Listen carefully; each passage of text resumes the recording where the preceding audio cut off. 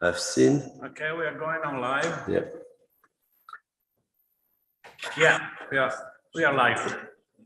Hello world. Welcome to the second day of our Space Renaissance Art and Science Festival that is taking place in a hybrid form, in physical at the Archenhold Astronomical Observatory in Berlin, and also virtually all over the world.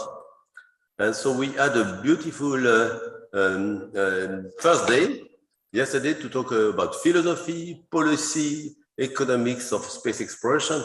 But today it was about astronautics. So we had this morning a series of presentations about habitat in space, orbital habitat, following O'Neill or Eric concept and new concept, and also moon habitat, Mars habitat.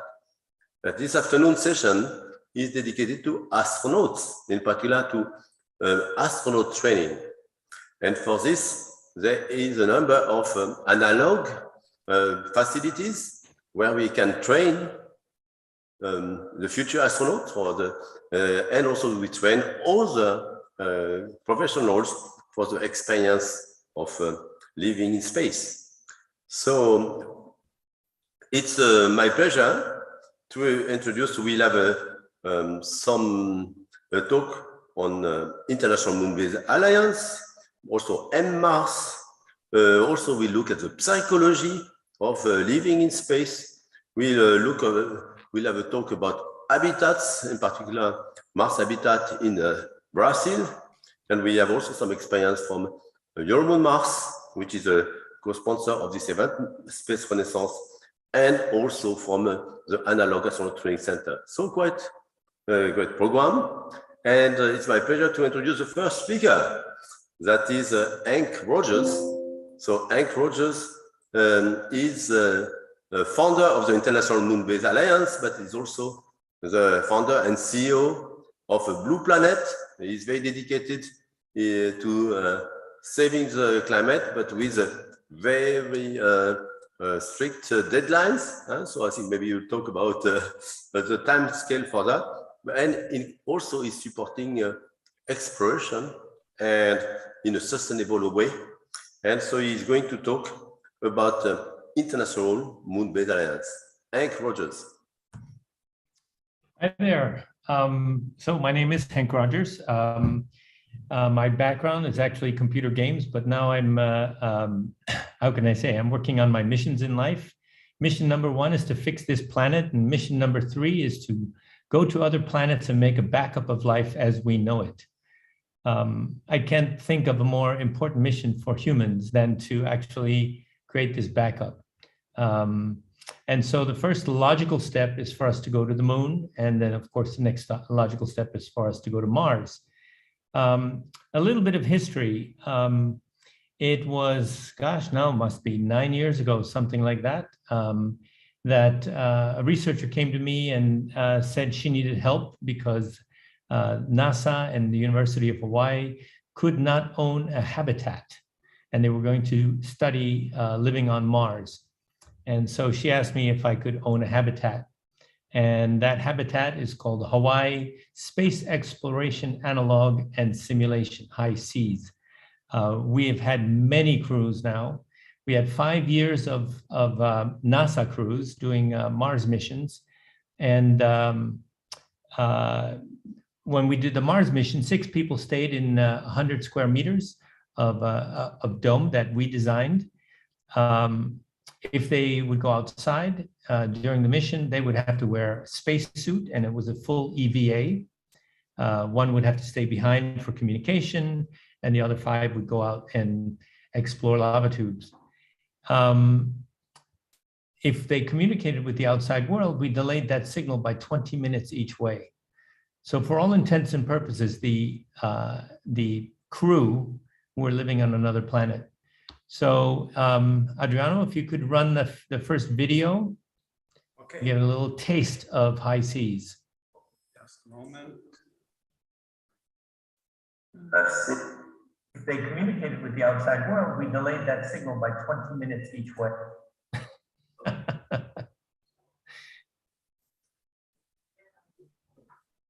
it was switched off.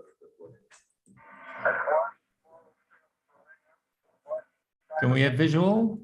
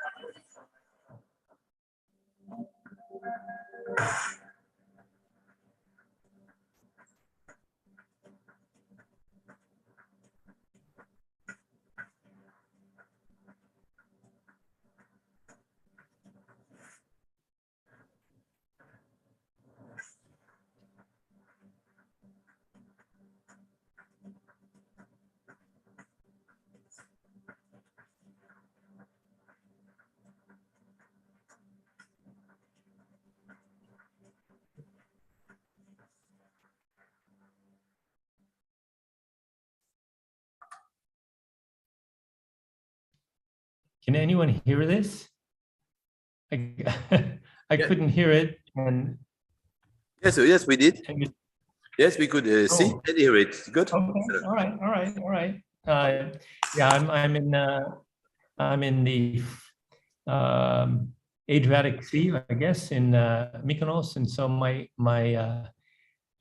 Wi-Fi is not very good. My internet is not very good. Sorry. Okay. Yeah. So we did 5 missions, 4 months, 4 months, 8 months, 12 months, and 8 months. We finally figured out that it probably was the same to do an 8 month as a 12 month. So we let people have the holidays. So we did 8-month mission. But we found out a lot of things. We found out how important crew selection was. We were not actually part of the crew selection. That was all NASA doing the crew selection. I have my own theory about crew selection. I've sailed on a voyaging canoe, and we definitely had different types of crew that were important. There's always a medical doctor just in case. There's a cook because everybody likes to eat good food, and everybody does everything else. I mean, even the cook and the doctor, they are a crew. They are working just like I was. And I believe that the same thing is necessary when we go on have a crew that goes to the moon or Mars. Probably end up with a bunch of people that have multiple talents. The very first mission we did, we compared meals ready to eat, MREs, meals ready to eat, and ingredients. And we found very quickly that people get tired of meals ready to eat. And so we believe that in the future, we'll be having what we had at the Hab, which is freeze-dried food. Actually, we could run the slides, Adriano, so people can see what I'm talking about. Is that possible? Moment. The slide. Yes. Slides are coming.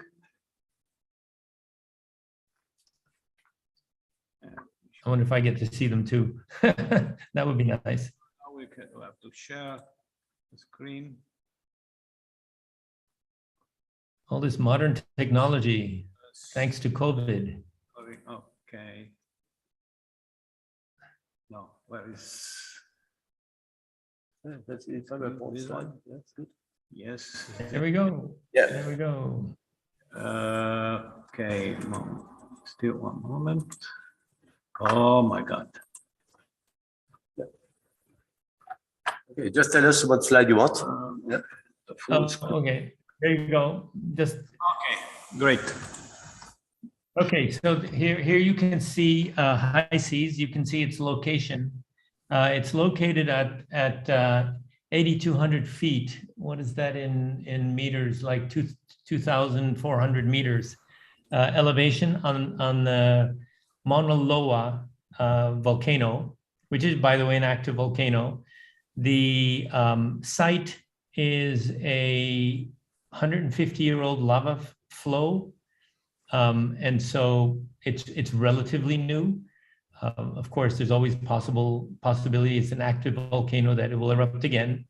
Then we'll have to move or make a new habitat. But we made sure to make it as real as possible. The energy system is complete. We don't have any external energy. We don't bring in any fuel or anything like that. So it's all solar. And you can see we're also heating hot water. We have solar and we have batteries, and it's enough for the habitat to operate all by itself. We do resupply water. And in the very first mission, we had flushing toilets, but from the second mission on, we took away the flushing toilets because that was not realistic. We will not have that kind of black water removal in space. So anyway, next slide, please. Here you can see some of the, oh, there you go, that's the interior.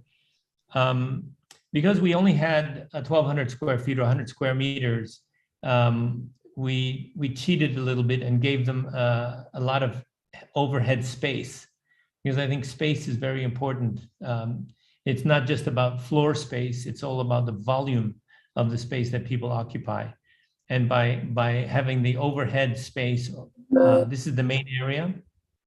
So you can see everyone has their own working desk. And you can see behind them on the second floor, everyone has their own room.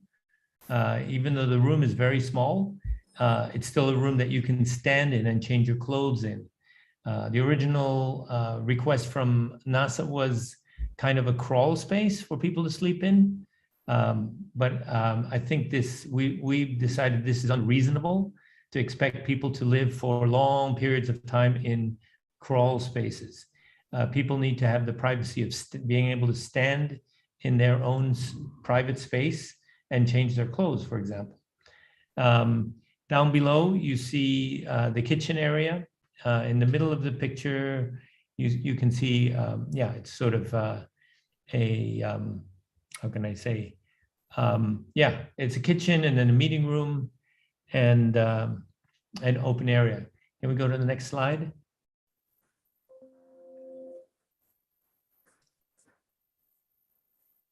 There you go. So these are actually freeze-dried ingredients. And basically you add water and let them soak for, I don't know, 6 hours or maybe even more. And then they expand and they become all these different ingredients. Now, I won't say that they're as good as fresh food, but they're much better than meals ready to eat. Next slide, please.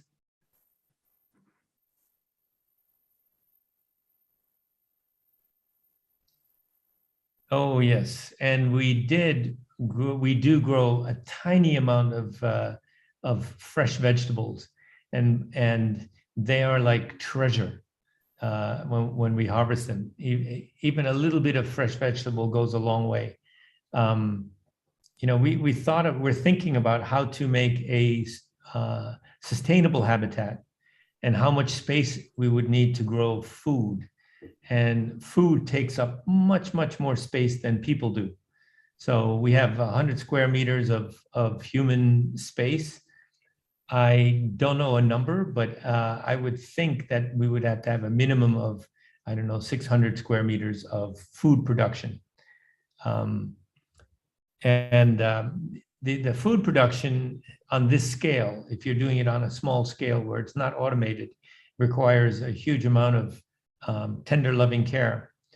And that means work, human work.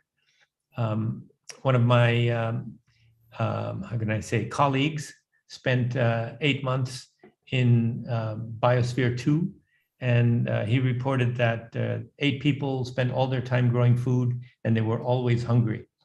So that is probably not a formula for success for a moon base or a Mars base. Next picture, please.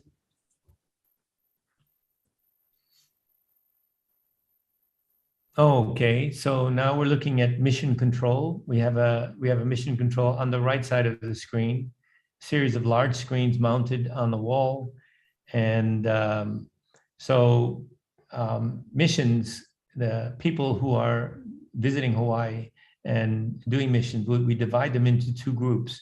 One is the ground control group, and the other group is the actual group that's up in the mission. And then they change places so that everyone gets a understanding of what it means to be mission control and what it means to be in a mission. Next slide, please.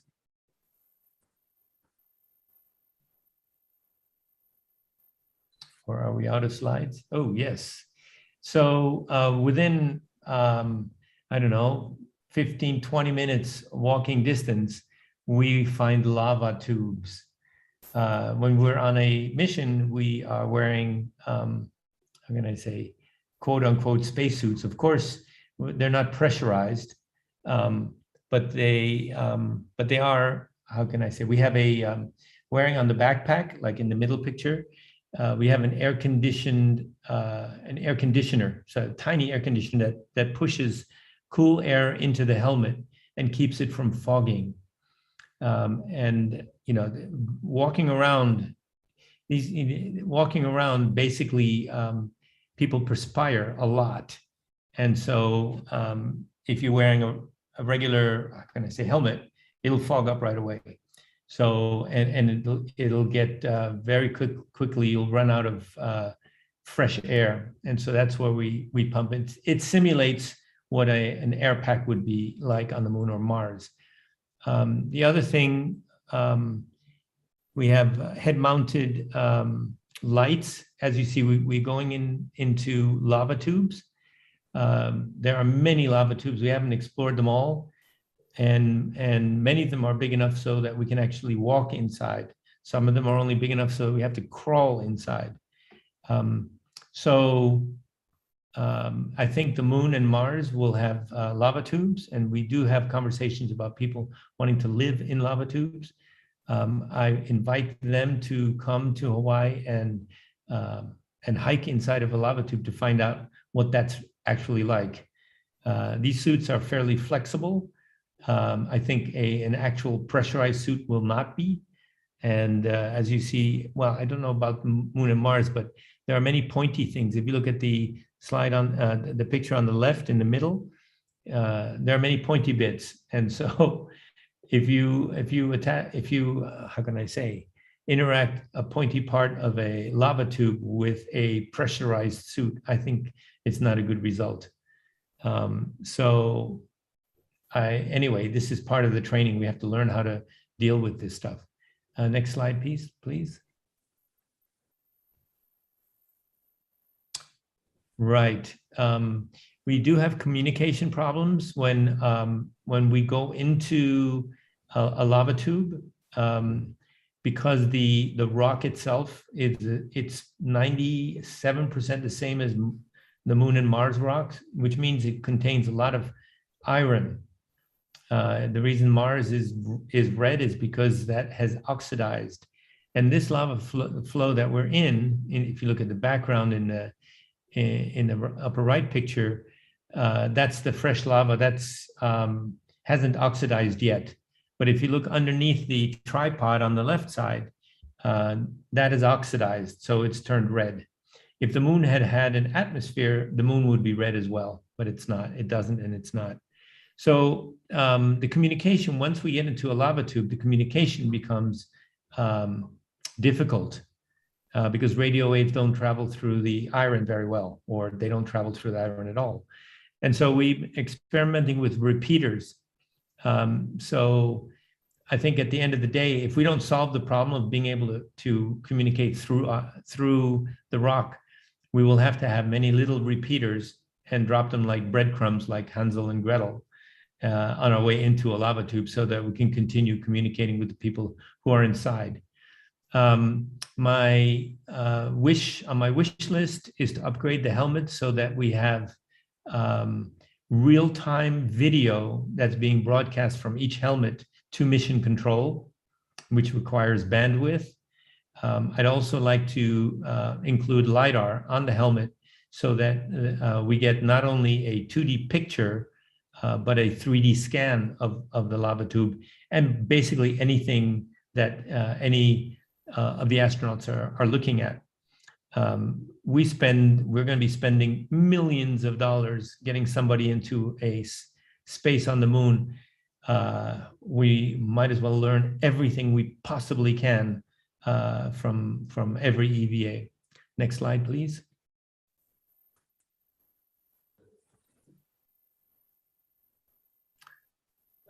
Okay, so these are some of the crews. Yeah, we've had quite a number of crews now, and they all have their own crew patch and their own crew identity, which is pretty much the way missions work on the ISS as well. So yeah, once you've been on a mission and been part of a crew, you are brothers and sisters forever. So I still know a lot of the crew members, even though I didn't crew with them. I have crewed myself on very short missions. It's a wonderful experience. Next slide, please.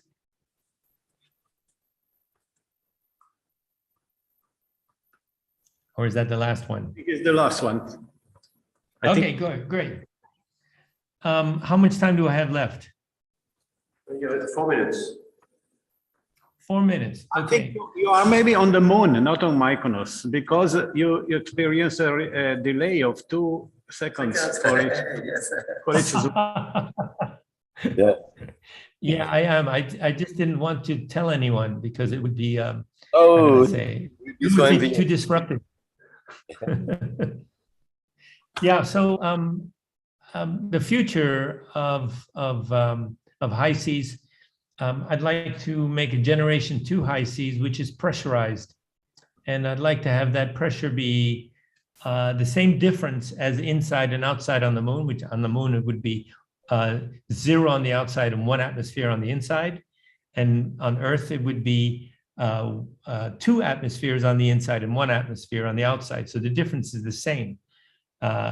Or maybe I got the calculations wrong, but it's still, I need to have people have to go through an airlock to go outside and adjust the pressure and make that a real thing.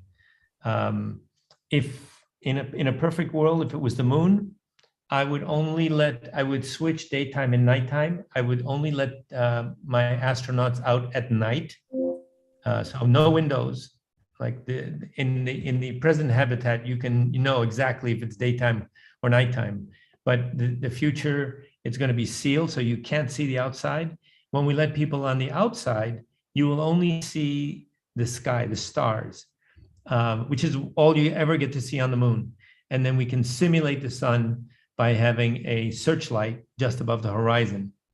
Because if we're, my theory is that we're going to be living near Shackleton on the north, on the South Pole, or somewhere similar on the North Pole, where the sun never sets or almost never sets.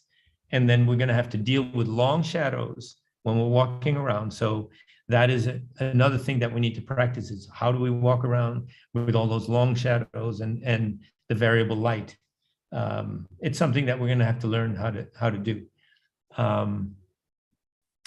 If, in a perfect world, perfect world, I would have a structure above the astronauts and I would bungee them so they would be hopping around in 1/6 gravity. Or I think that would be a very interesting thing. People would have to learn how to walk all over again, just like Buzz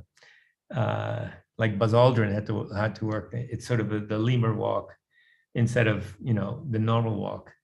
I think that's a good thing to learn. Well, I have a little blurb about the Moon Base Alliance, the International Moon Base Alliance. What we'd like to do is we'd like to get 1,000 acres somewhere in Hawaii and start building moon base prototypes. And the moon base prototypes would give us architectural ideas. It would give us practice places. Yeah, it would be as real can be. So before we send people to the moon, we need to have them experience the moon here on Earth. To that end, I've created the International Moon Base Alliance, and it's an alliance of all people who are interested in going to the moon and building a moon base. So I have a little video of the Moon Base Alliance. Could we play that video? Yeah, yeah. You want the second video now? Yeah. Okay. Yes. Just a moment. It's a lot of Hollywood. Sorry, it's Okay. it's more Hollywood than real. So actually, I think this video was actually made in Ukraine. Oh. We had a team of people in Ukraine making this video. It was great. I mean, they did a great job. I wonder what they're doing now. Oh my gosh, I hate to think of it. Okay, just a moment. We'll share it.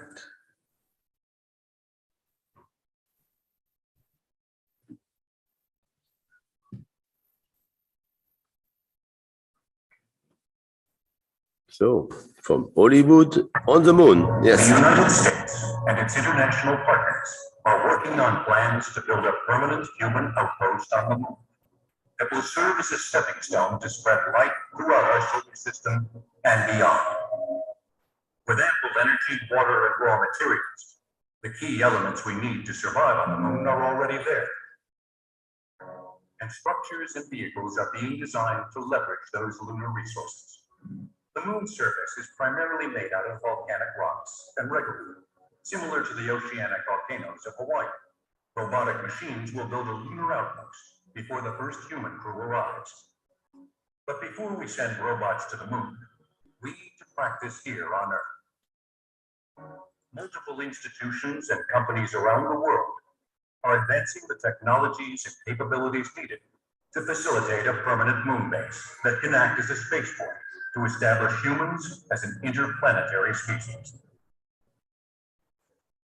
It will be an unprecedented effort to benefit all of humankind, building on the success of simulated Moon and Mars missions at the Hawaii Space Exploration Analog and Simulation, or HI-SEA Station.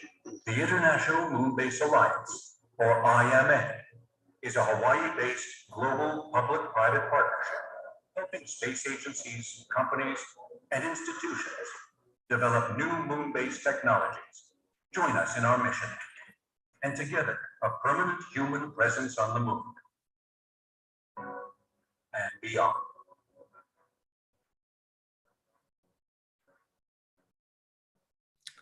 I think that's it. My connection's so bad. It's hard for me to tell. Thank you.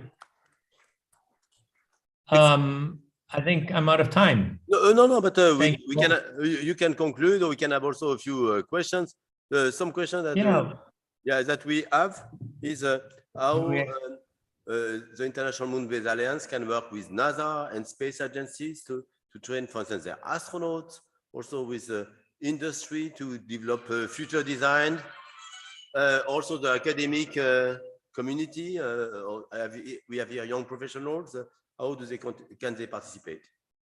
Yeah, so I've been talking to NASA, more specifically NASA Ames, and we have been working on a plan to build a lunar university, and one campus would be in Silicon Valley to have access to all the engineers, and the other campus would be on the Big Island of Hawaii, so we can actually build things that are sort of realistic.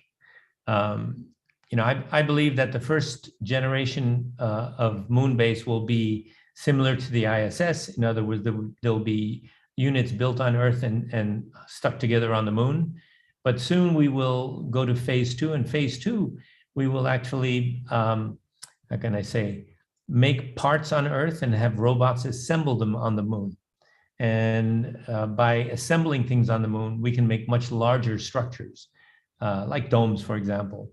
And so practicing robotically building larger structures is something that I'd really like to see done at our campus in Hawaii. But the last thing is because of the radiation issues, that we are probably not going to have people living on the surface unless we invent some technology, some new technology that doesn't exist yet. We're going to have to live underground most of the time. And so I'm very interested in burrowing robots, robots that can actually tunnel.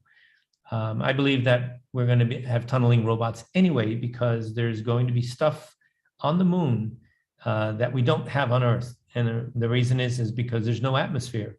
So all the minerals there's no minerals on Earth that were created in a vacuum. And so I think we'll find things that will surprise us. You know, we surprise ourselves all the time by finding things on Earth. So the next generation will be living underground. So I'm looking to have robots dig underground and then harden the space so that we can create underground shelters for people to live in. So how does that work with NASA? I mean, yes, I unfortunately cannot wait for NASA. I don't think we as a group, as a people who are interested in going to the moon, cannot wait for NASA. If we wait for NASA, it's like waiting for the Orion to finally take off, which it probably never will.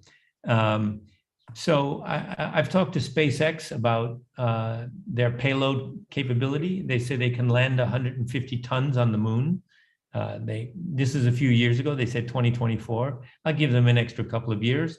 But 150 metric tons of payload, they can fly to the moon and fly back without refueling. So I asked them, has anybody talked to you about a 150-ton payload?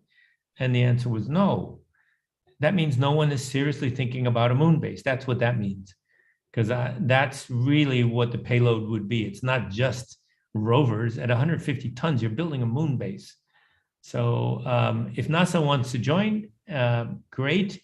I think we'll move ahead very quickly if we work with the private sector. And if NASA wants to train astronauts, if that's a cooperation, I'd love to cooperate. Mm-hmm. Excellent.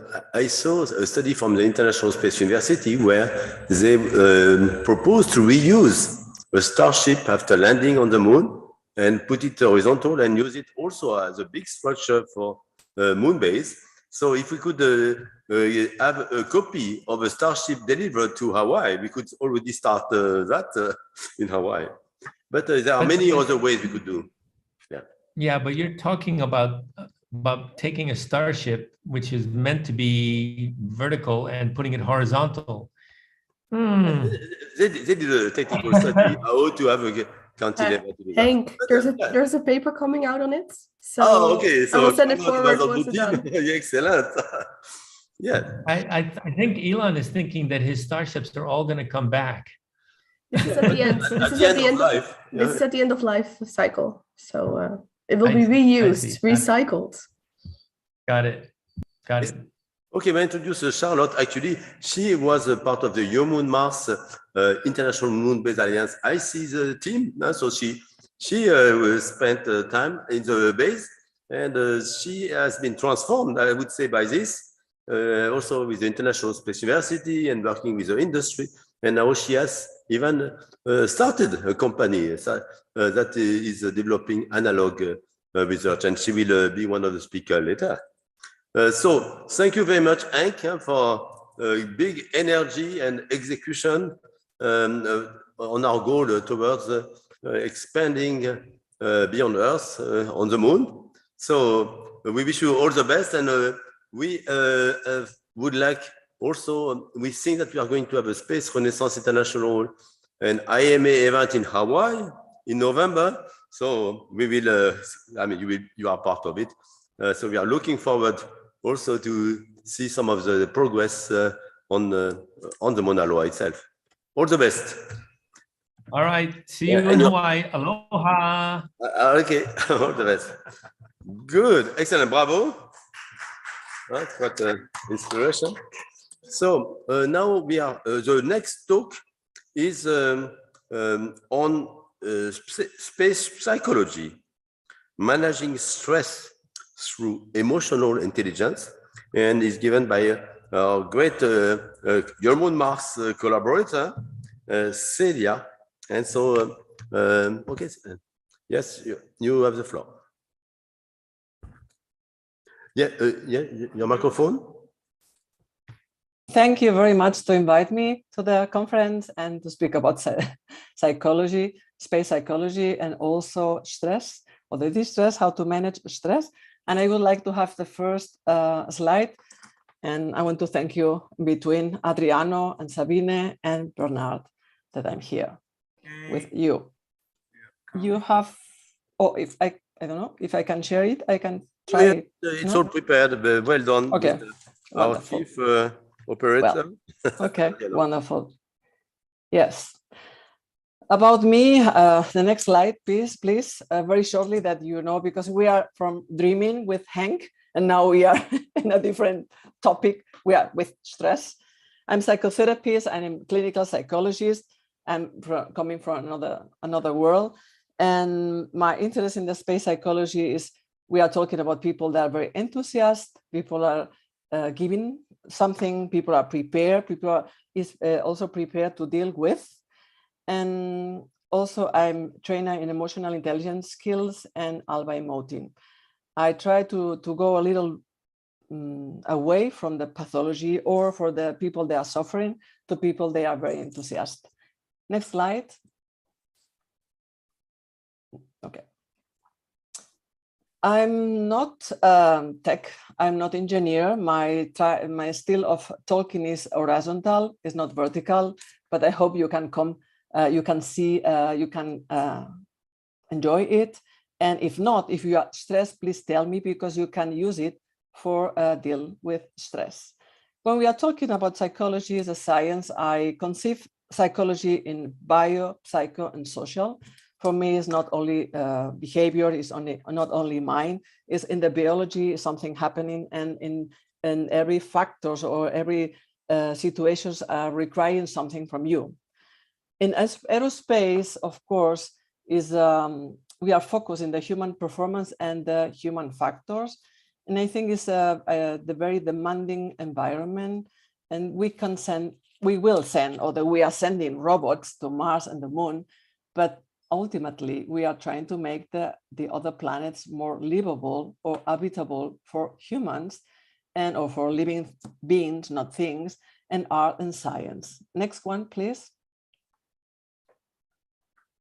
When we are talking about stress, we are talking about emotions, we are talking about thoughts, we are talking about sensations. And stress, of course, everybody knows what means stress, but there are two ways to feel, to perceive this stress. And then there are the physical stress, there are the stress, they are also because I have a lot of work, or in a situation, I'm in an extremely demanding situation, or there are the psychological stress because I can imagine what happens, or I have a lot of thoughts about a situation that could be dangerous for me, but not in the danger in the sense of the consequences in my daily life. We are talking about the emotional fear. Next one, please. Stress is designed in our brain for survival, as fear, as anger, as needs. But we know, our brain know when it's a danger. And then when it's not a danger, we are ruminating, we're thinking too much and everything, but this is not the problem. The problem is what we are thinking, and it's not a real danger. Our body is very burdened, is working behind us, and the psychosomatic is giving us later problems. Stress is designed again for the survival, and everybody has a different type or to perceive stress or relation with stress. Stress prepare the body to run away or stay. And of course, the hormones play a very important role. For me, it's very important that you understand, or for me, not today, is that stress is daily life. And Heng is also right. If the crew is had different talents, or the crew has different people, they have different professions, everybody try to be together and help each other. But if there are people there in competition, we can also start with stress, and also stress can be everything. Something is burning and everybody is reacting, and no one is cool and everything. Next, please. I took an example of the 5 senses, but I have the visual. And of course, there's something, you see something, and in your small brain, the hormones and your small brain is giving you the information very quickly because it has to be fast. And the first is the emotional way, and the second is the cognitive. When we are talking about cognitive, we are not talking about thoughts, rumination, beliefs, on something like this. We are talking about an emotion is working. Maybe I'm not aware about this emotion, but my cognitive is giving me response, and then the hormone is acting. Also, is the way that we are doing things. Emotions are the drive, and cognition are the actions. Next, please. If I'm talking too fast, tell me. I'm very Spanish. I hope everybody can understand, because I want to explain everything. Stressors.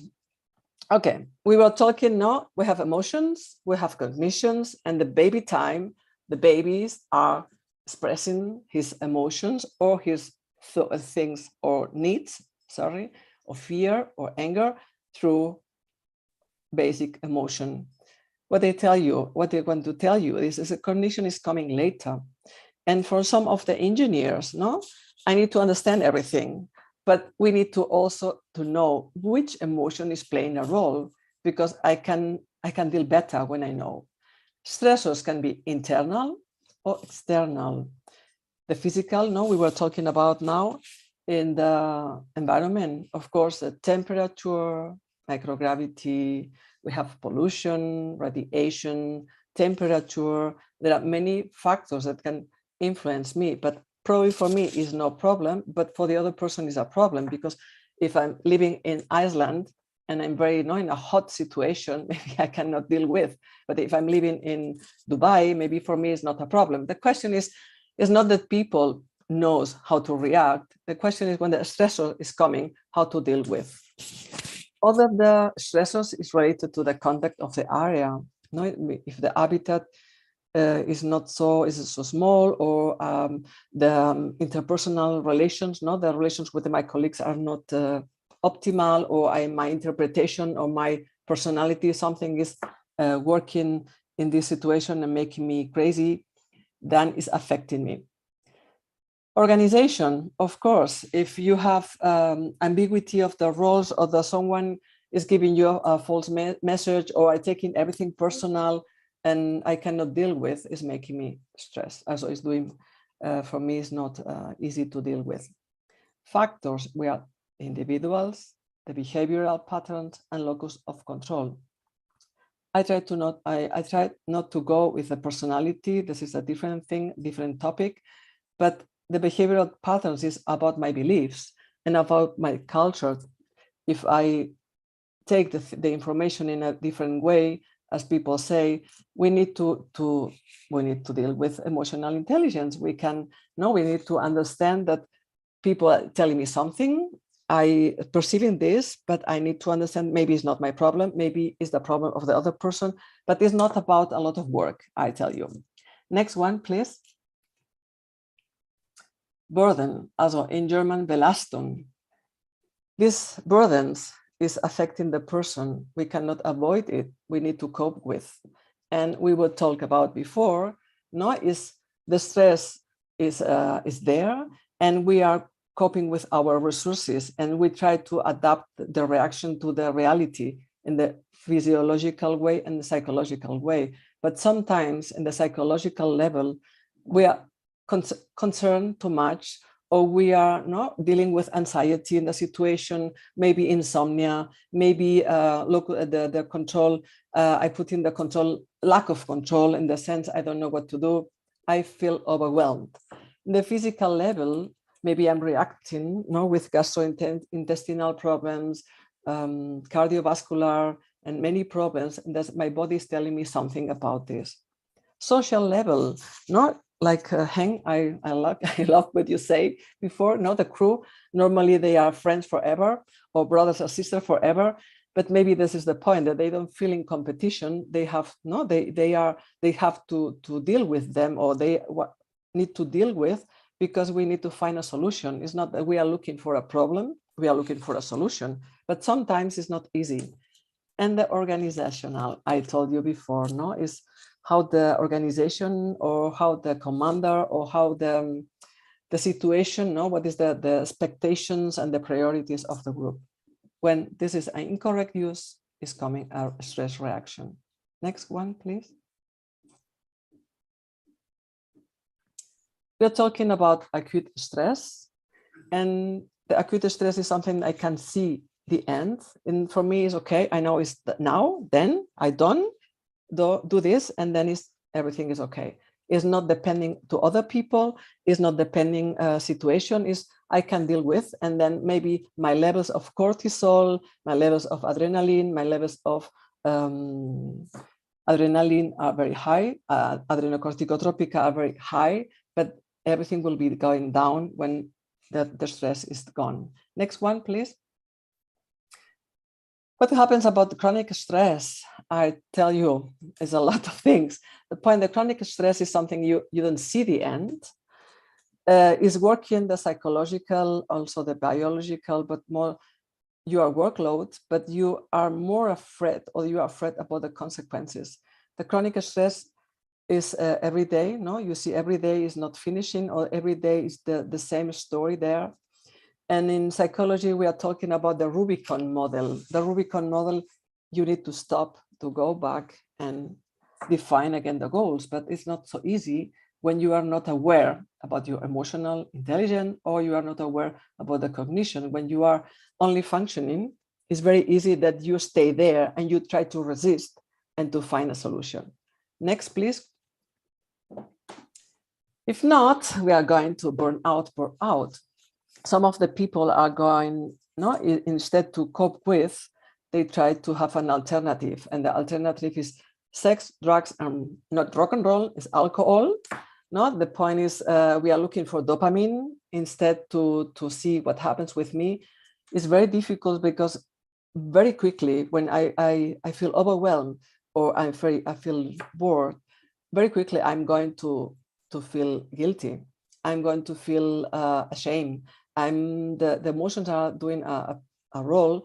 And then in burnout session or position, the point is, okay, I have this, I want to deal this, but I see that my colleague is doing very easy, or I see that the other one is not worried about. And then I start think too much. And this thinking is not cognition. This thinking is about obsession, is about thoughts that are not helping you.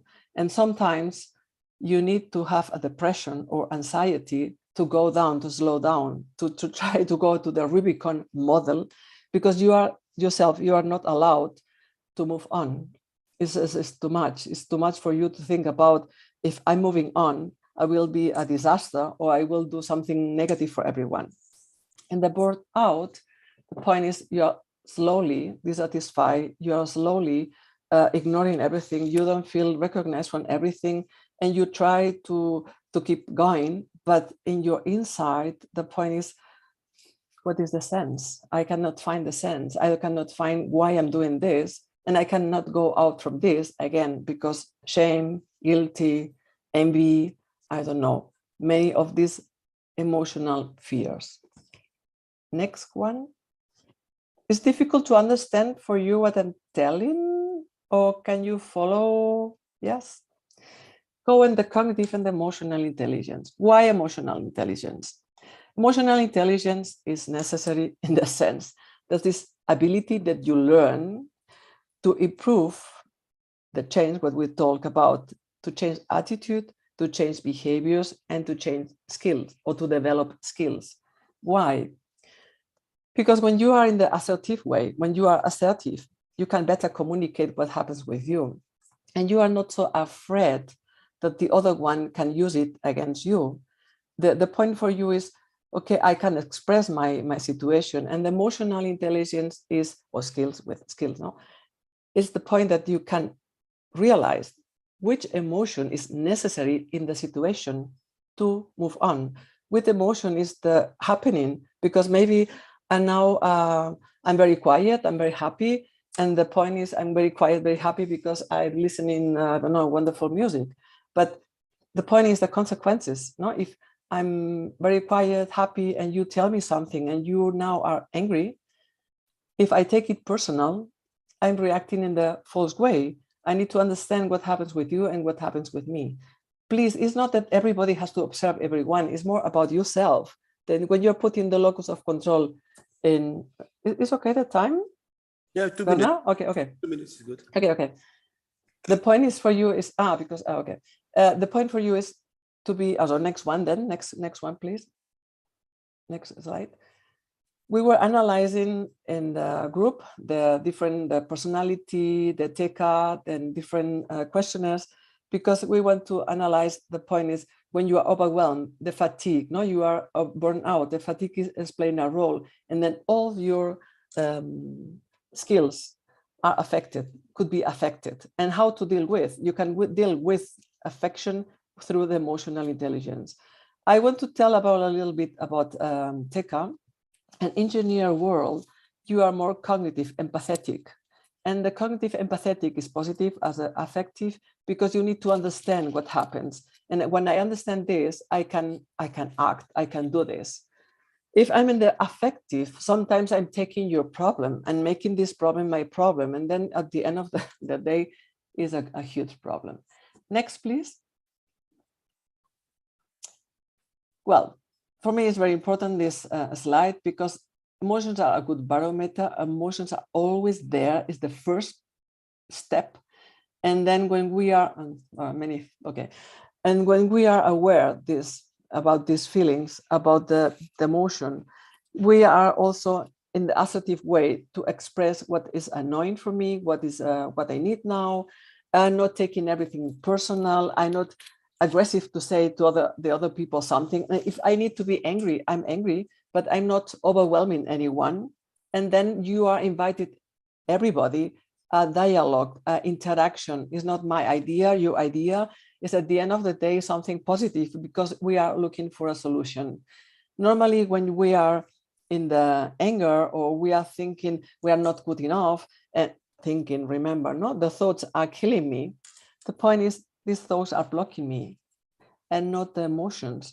The thoughts are not rationality, because we have the emotional mind and we are the rational mind.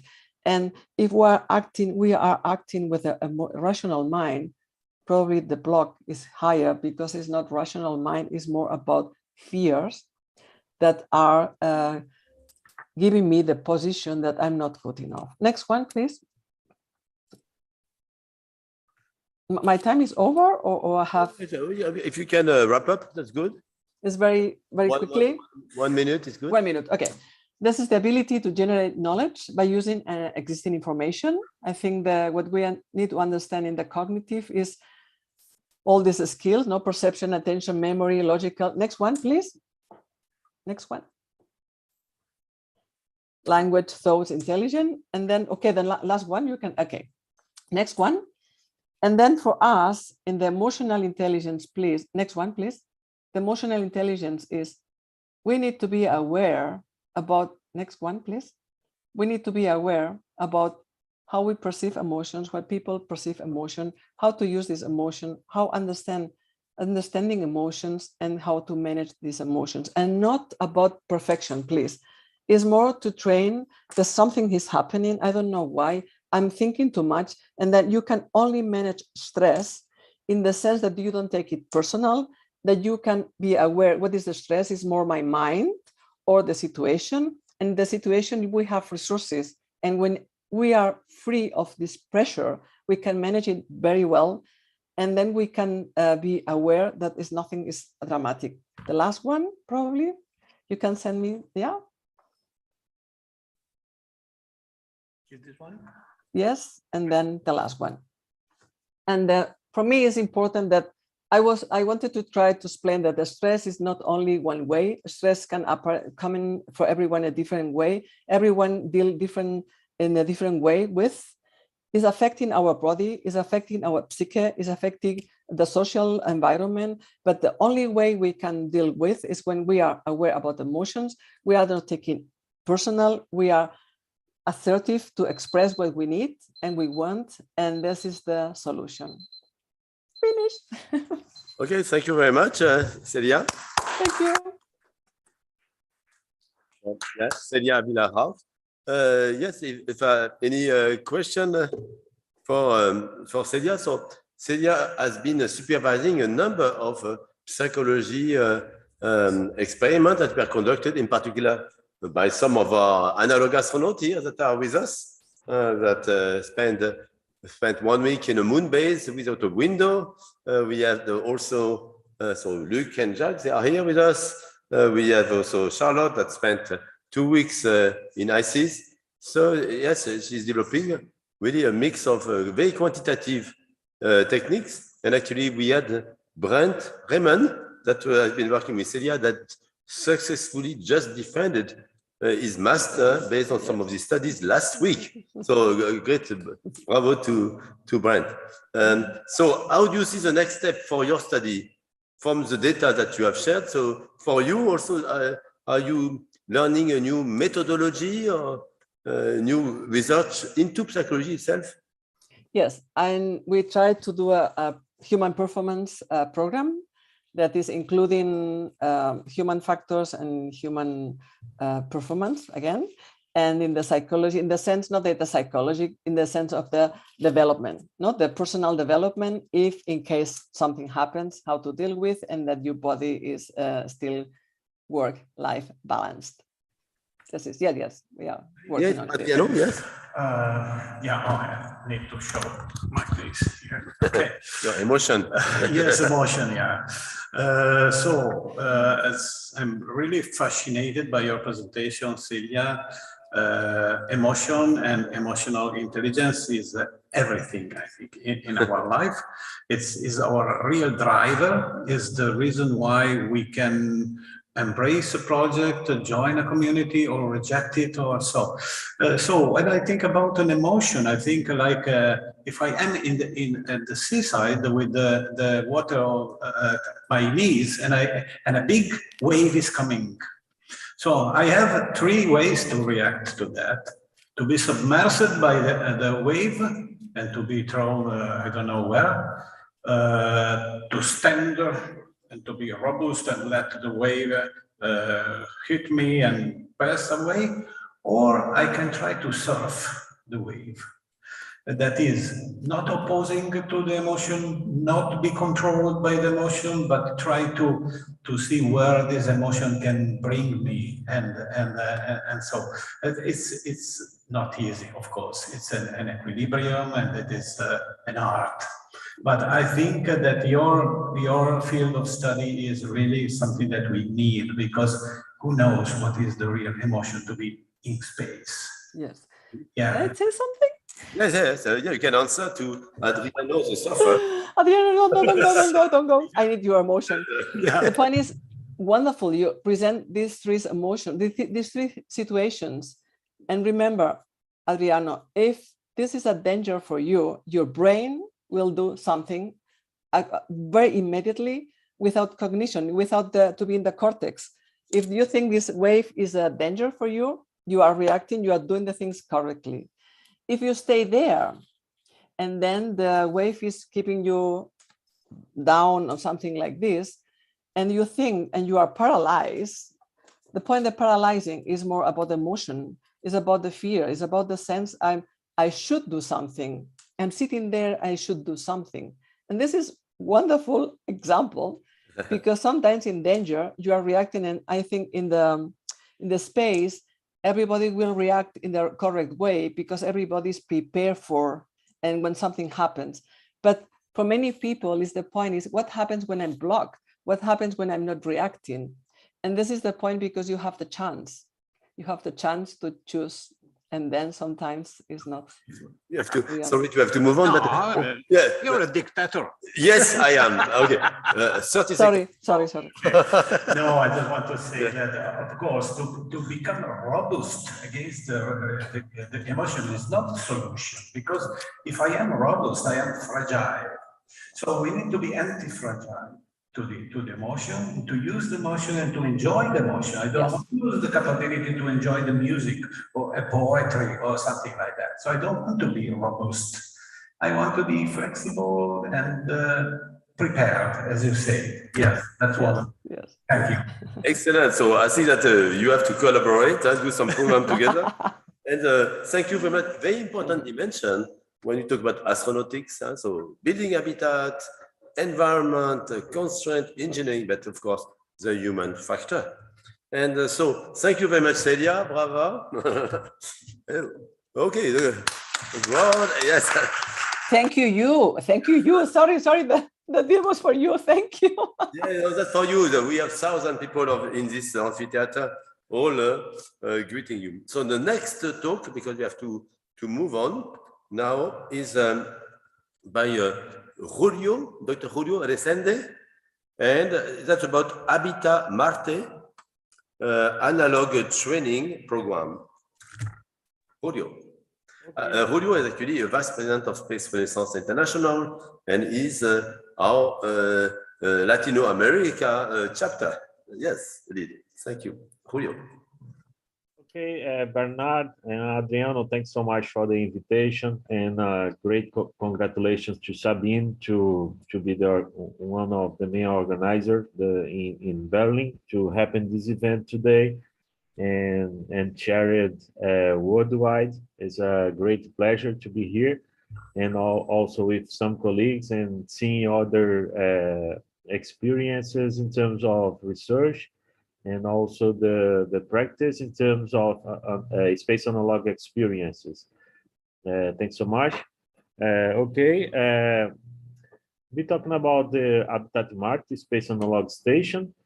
We can see in terms of introduction, all of us, we have a great interest about space exploration. And one of the next steps will be Mars exploration. But when we are thinking about Mars, we can identify some threats like the interaction of extreme solar wind with Mars atmosphere. In this case, we can see the great threat to human presence on Mars, affected by solar flares and also cosmic radiation. And need to think how to live in this condition and how this would bring some threats to human life on Mars. Also, we can think about how solar radiation on Mars would affect human settlement. When we are doing this question, we can see that the sustainable human presence on Mars depends on exhaustive research based in analog habitats.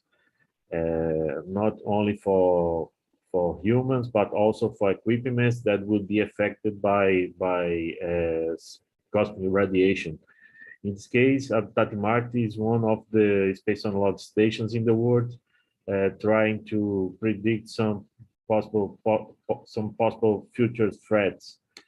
In this case, some topics about space research, about sustainable challenges, are related to astronauts' health and psychology and well-being, also about shelter and spacesuits insulation, and also related to food nutrition and also agriculture, water reuse and environmental life support systems, and energy generation. These are some topics that we need to think to deal with the future human presence on Mars. And the analog habitats are very important to think about these aspects. In this case, Habitat Marte is based in the corner of South America, where we are the eastern place in Americas, more close to Africa and Europe. And in this case, I live in the coast, but Habitat Marte is 100 kilometers driving to the countryside. In this area, in the countryside, we have a presence of lot of cactus in the landscape. It's a semi-arid region. And because of it, some parts of the year, like this first semester, we have some rain here.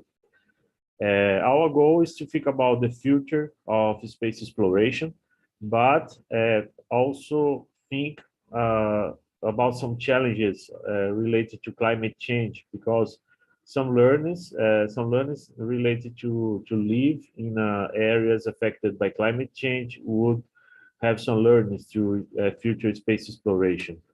Related to it, we can think that something very important, three very important points to think about the space exploration, also presence, the future presence on Mars is related to reflect about self-sustaining technologies. And these, to build a self-sustaining habitat, you need to think about the smart sanitation and also closed food production and the use of solar energy and also other sources of energy. In this case, you can see the International Space Station. They just have equipment called the Wind Processing Assembly, the UPA. This is with this equipment, it's possible to provide to save 75% of water because these equipment is recycling the astronauts' urine. Also, you can see a greenhouse called baggy and the use of solar panels. In this case, Habitat Marte is Space Analog Station because we are trying to bring some analogy to future space stations using like the solar panel, the greenhouse with aquaponics, and also a gray water system. In this case, we have some photos from our solar panels and also the gray water sanitation system and the deep water culture aquaponic system. In Habitat Marte happens intravehicular activities, as possible to see in this set of photos.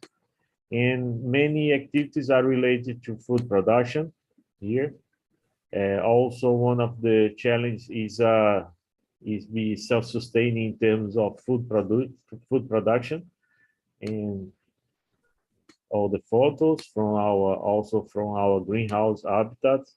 And related to extravehicular activities, this is a photo from our landscapes. Landscape, we have a big cactus in the region. This is a photo from our first spacesuit prototype. And in the complex of Habitat Marte, we have a Ceres Lake, 13 sites to test underwater techniques. In the lava cave habitat, this is a photo of lava cave habitat. It's a most rock formation where we are developing some exploring techniques and collecting the soil and rock samples.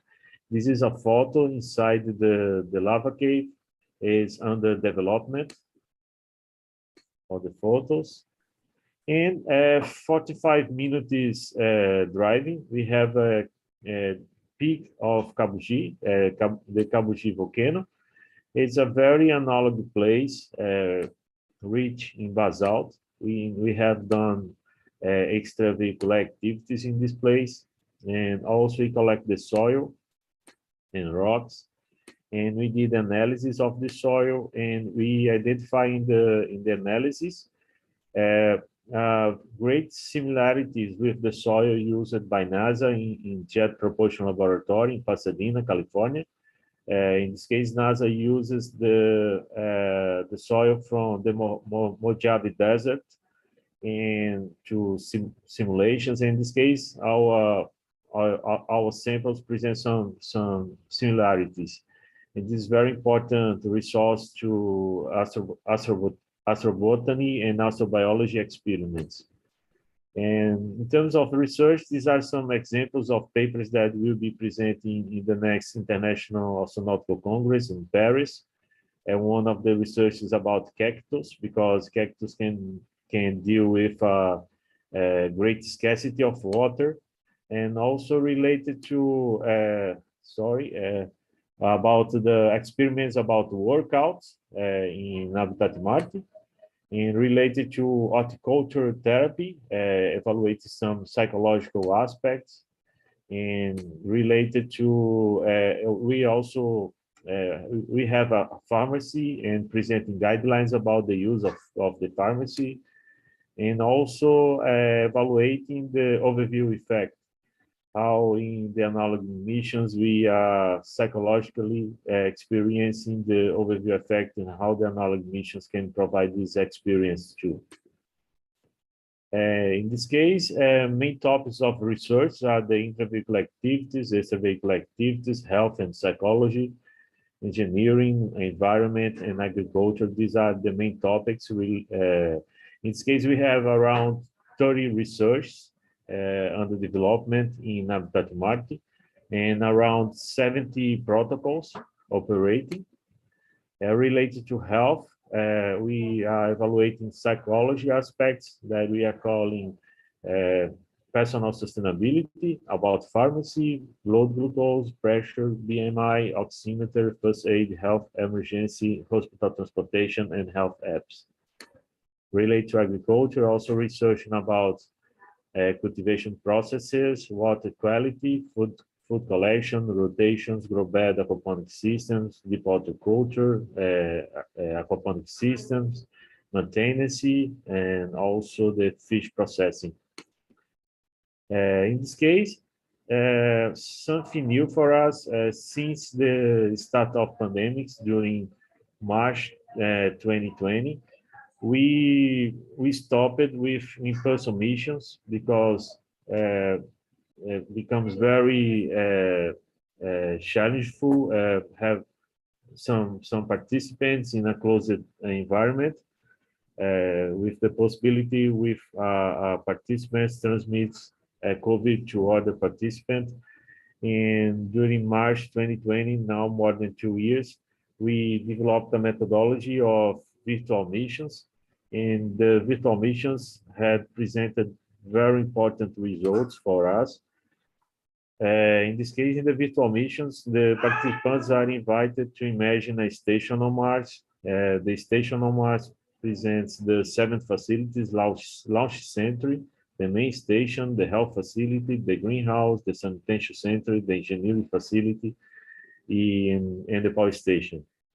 In the virtual missions, the participants need to think, the participants will be chiefs of the specific facilities, and they need to think how are the features, how is the operation of each facilities, and we have a methodology for it, and they developed a presentation about the operations of these facilities, and these presentations are shared in our YouTube channel. In this case, our YouTube channel, we have more than 500 videos.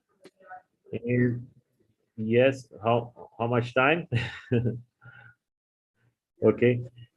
Yes, and since from this, these are some results from the numbers of missions during this time, and also the number of participants of analog astronauts participating in the virtual missions. Since last June, since 1 year ago, we restarted the in-person missions in Habitat Marte, following some attentions to deal with possible to avoid the COVID contamination.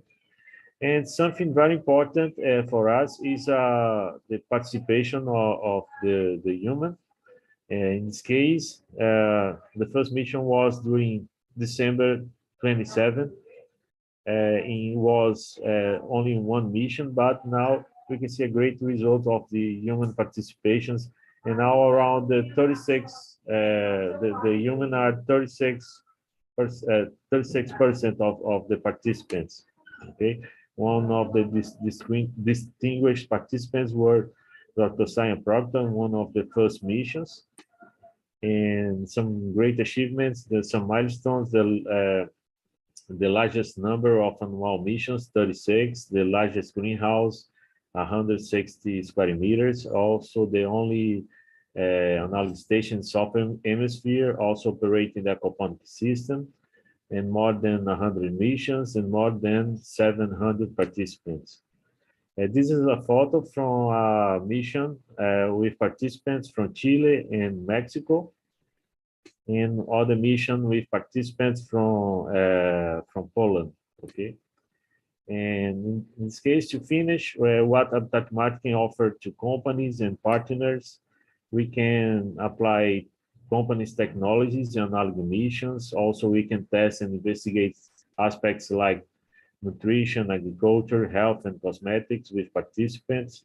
Also collaborate with companies teams on state of arts on space exploration, and also related to technology forecasting, identify next trends associated to space exploration, and collaborate to develop products.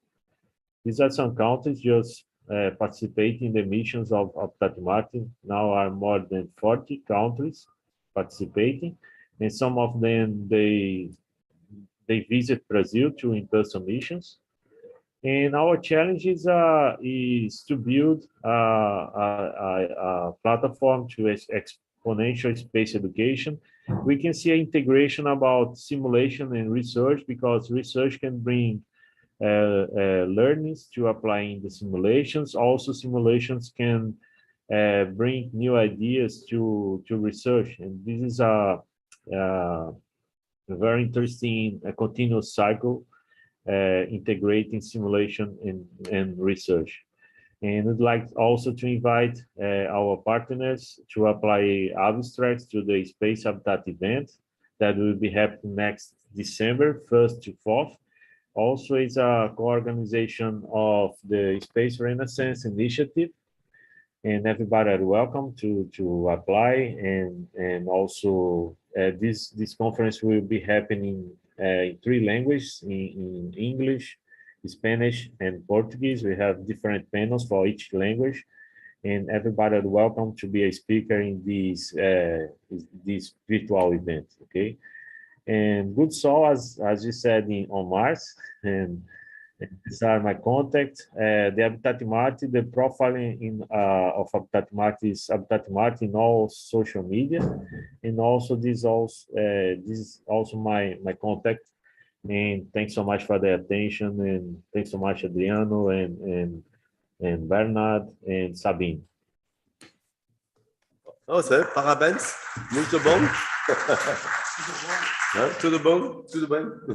So, okay, so it's a great achievement and amazing experience in training 100 crew. And I'm sure we have in our audience some interested to come to Brazil Marte for the next. And we note your December event. We are looking forward also the result, the synthesis from your workshop in December. So what do you see as the next challenge for your project?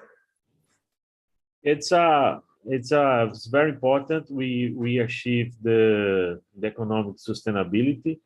Also, this is very connected to also our scientific approach, but the scientific activities also is connected with many possible new partners, bring research to be applied on Habitat Martin. Some of this research can be in person. Some research can be being brought to apply in person, but some activities can be developed remotely. We can have like Celia would have like a survey that would be applied in some crews in the missions. In this case, some research activities can be developed remotely, but we'd like to receive more international participants in Brazil. Now we have 5 countries participating in person, and also very flexible to arrange the mission according the quantity of days. You can see a shorter or longer missions according to some demand, and we are very flexible to adapt our calendar to some demands that we receive from some possible interested applicants to be in person missions in Brazil. Also now, like started today, in person a virtual mission with participants from Mexico, and also the virtual missions are very interesting in terms of research, and also more easy to participants apply to virtual missions too. Excellent. So, bravo. Thank you very much, Julio.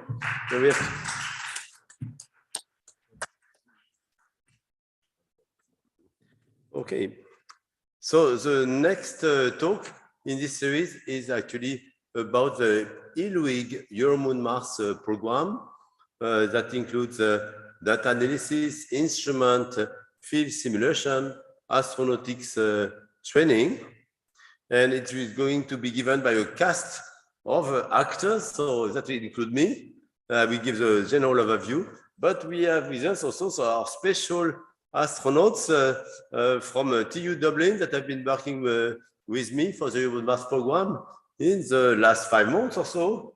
And they have been working, they had various experience working in Leiden on some specific project, on rovers, on spectrometers, and they went also at the Euro-Moon-Mars Poland campaign in Poland. So 1 week in a moon base, also 1 week as mission control operators. And yeah, and that's slide 24. You start at slide 24. I've put all my 3 talks in one master slide, so that in order to make a link and not to use too much the same slide. And they are here with us also as astronaut volunteers to help in some of the logistics of the festival that we had. They arrived a bit earlier and help in some of the. So you see, astronautics is the ability to face all the situations. So if you can, yes, start with my presentation. I give the overview. Maybe Julio, are you still sharing? Julio, can you stop? Oh yeah, can you stop sharing, Julio? Oh, no. Because we No, saw, no, maybe. we saw it, huh? We saw the presentation. You had it. I don't know. If you share it.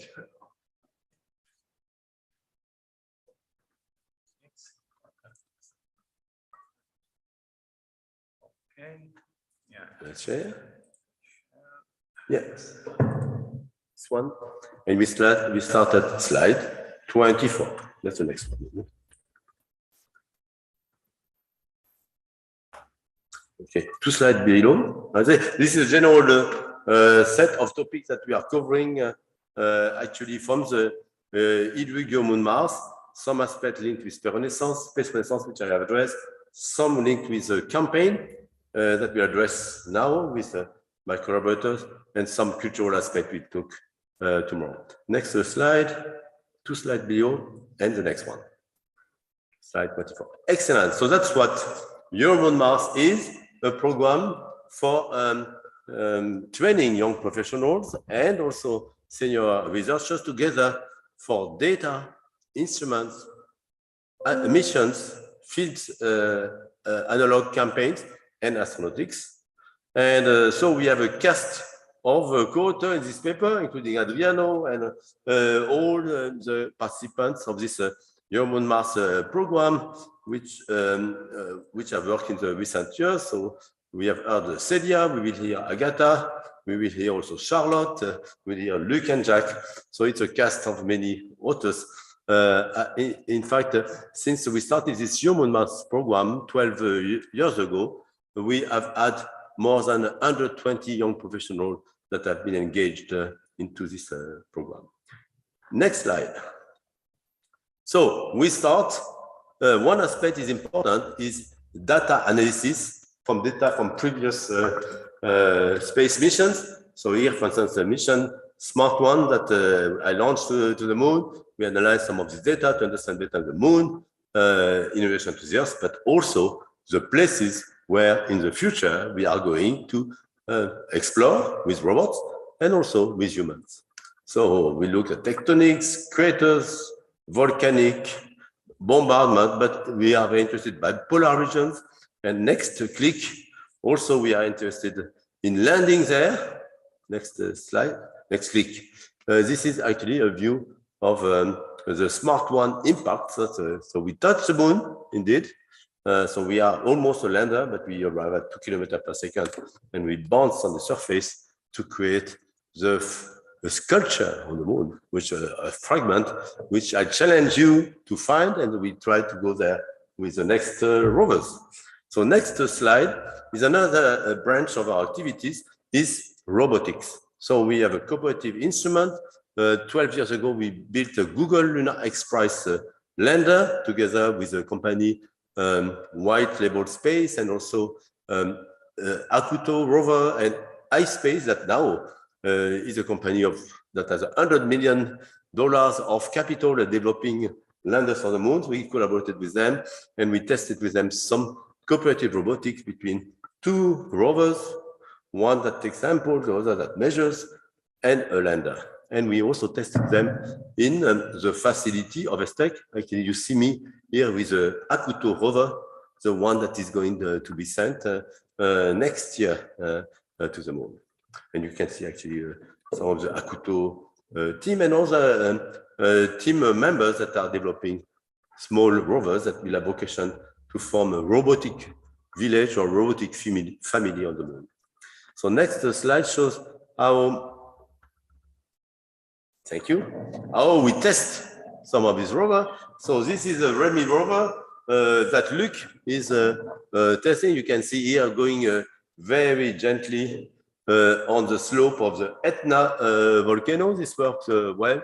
Eventually, we also, sorry, there's a little maneuver here. We simulate a full landing on the moon. Here you can see our box arriving on the moon, and we open the box, we deploy the rover, we deploy the cameras, and we do the operation going to the samples. We retrieve the sample, analyze them, and you can see the team. This was a campaign that we organized last year in Etna with 12 students, bachelor students. 5 of them I had never seen before we met in Etna, only through Zoom for 4 months master work, but finally we managed to meet there. And following still pandemic restriction, we managed to have a full campaign simulating all the steps from landing, deploying instrument, rovers, and analysis. And this year we did a big campaign, actually preceded by a workshop in Vulcano, where we try to organize also an event next year. So next slide. Oh, okay, we land again. So indeed, the previous one. Yeah. So this is what we did actually in Etna. These are images from a campaign called ROBEX, that Robot for Extreme Environment. That was a program started in 2013 until 2017. It was followed by another program led by the German Aerospace Center called ARCHES, which is advanced robotic for social applications. And we had a campaign in 2017 where we deployed 2 autonomous intelligent rovers, and they were also taking some box payload from the lander, deploying them on the surface like we would be on the moon. This year, we just finished, this was last week, we finished a campaign, big campaign that involved 50 workers from DLR and some 20 from the European Space Agency. We developed 2 of those rover. One is a so rover 1, that's an intelligent rover with a multiple camera like Wall-E. The other is a rover 2, which is an assistant rover, which is equipped with a robotic arm that can take a payload and prepare them. In addition, this year we had a special rover, Interact, developed by the European Space Agency, and this was teleoperated by real astronaut Thomas Reiter, like he would be in orbit around the moon. So we just finished this campaign, but analog astronaut had also the chance to come and visit these rovers after, so that you can discover also your experience with them. So the next slide. Yeah, so we do analog research in places on Earth that looks like the moon or Mars. So we are using Etna. You have heard a presentation about the Mars Desert Research Station that in the upper right. We have used that idea. That's when we started the program in 2009, where I went there with colleagues from the NASA Ames Research Center, from George Washington, also from Leiden and Amsterdam, and we deployed some instruments, and then we had a series of missions, 2 weeks mission, where we are simulating living on Mars, actually, at that time, and performing astrobiology research. And you could go out of the habitat only with extravehicular suit. So we have also now, since 2018, in collaboration with Hank Rogers, created the International Moon-Based Alliance. So we are founder. I am one of the 4 directors of this foundation, and we have started a number of campaigns that are research-driven, where we spend 2 weeks in this facility and performing research like we would do in a moon base. And this is still open. Now it's open for many other type of users, NASA, industry. You can rent the facility. We try to have it sustainable commercially so that we can also use some revenue to fund research. We have also done a campaign in Atacama, a series of campaigns, and I discovered that at the end because that was the beginning of this year. And a series of campaigns were started in Iceland 4 years ago. I led this one, but 3 years ago, the students that were part of the first campaign said, okay, we can do it on our own. And now they are running their own campaign called Chill Ice. And Charlotte Pavels, that we talk later, will describe the result from a campaign they organized last year. And they organized also a campaign for this year in August. Next slide. Okay, so let's talk about, we started Your Moon Mars actually in 2009. So we had a campaign funded actually by ESA, NASA Ames, where we tested a number of instruments. So we did laboratory research, field research. We had some instruments which are precursor of the one for ExoMars, but also some long-ranging instruments like ground-penetrating radar, some rovers, some drones. But also we discovered the importance of optimizing the habitat technologies, the structure, the architecture, and all the subsystem, power, communication, water, reprocessing, greenhouse. And of course, we tried also to improve the scientific laboratory there because we are science driven. And we discovered, of course, the human aspect, how to organize a time for performing research, international crew, communication, astronaut, extravehicular activities, and the medical aspect as well as the food aspect. And it was also always a great platform for training young and advanced researchers and for outreach and communication of exploration and science. These are some views from this. Actually, we even had, for 4 years, a collaboration with the French Air Force Academy, where I was taking some of these young Air Force pilot cadets, and I would just lock them down for 2 weeks in a moon base. And they would learn also how it is. And I would always mix them, 3 Air Force cadets with 3 scientists, so they could see the different culture that we can have in a team.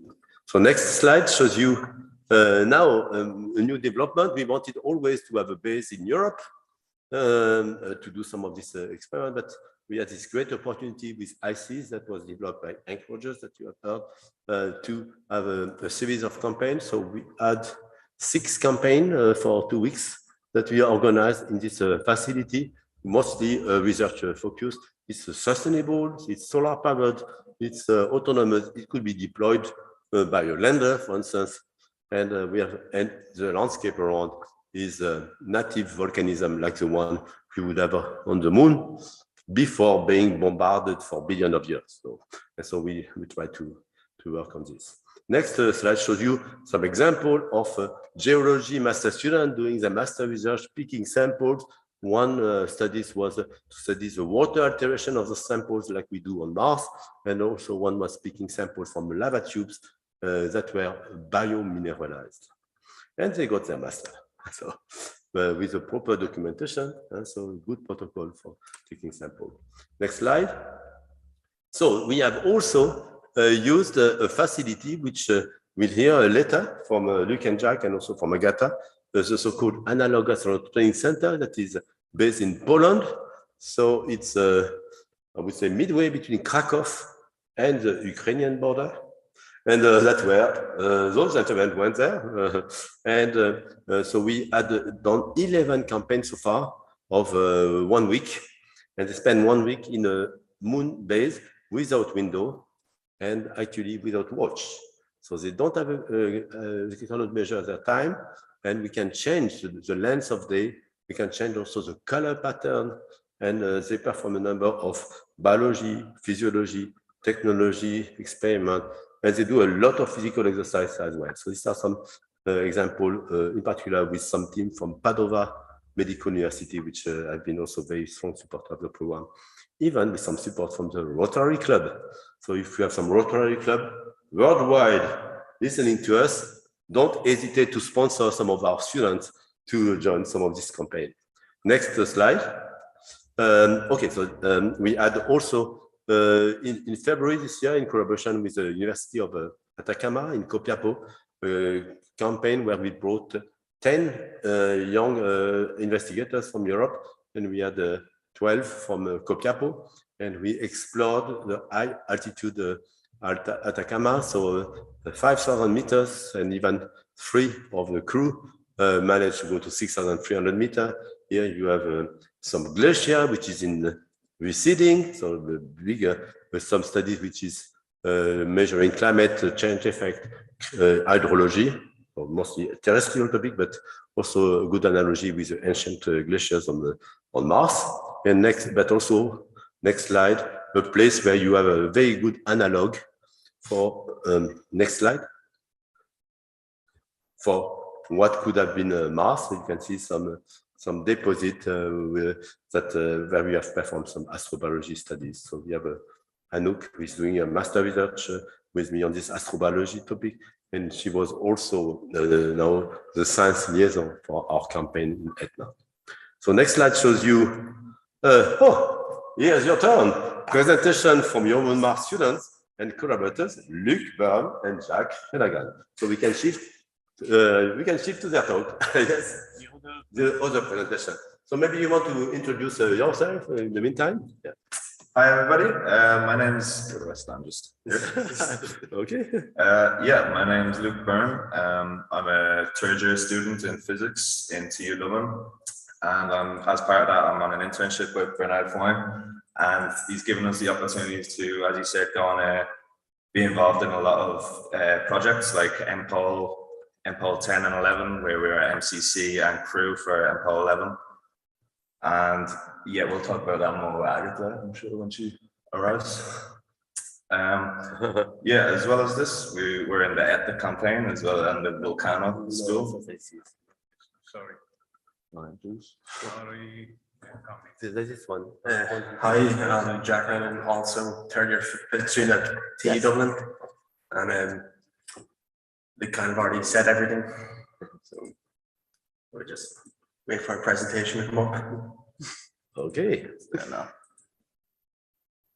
Yeah, so Bernard has allowed us to work on a multitude of projects, such as like telescope and radio telescope work. My main thing was the rover Euromoon Mars investigator, or REMI for short. I'll get to. Yeah, he's just a rover that works on an Arduino system, as well as Wi-Fi, so you can connect to him via phone or laptop. Yeah, he has a multitude of like attachments, such as his robotic arm, camera, and camera mount, which allows him to look in 2 directions as well as up and down.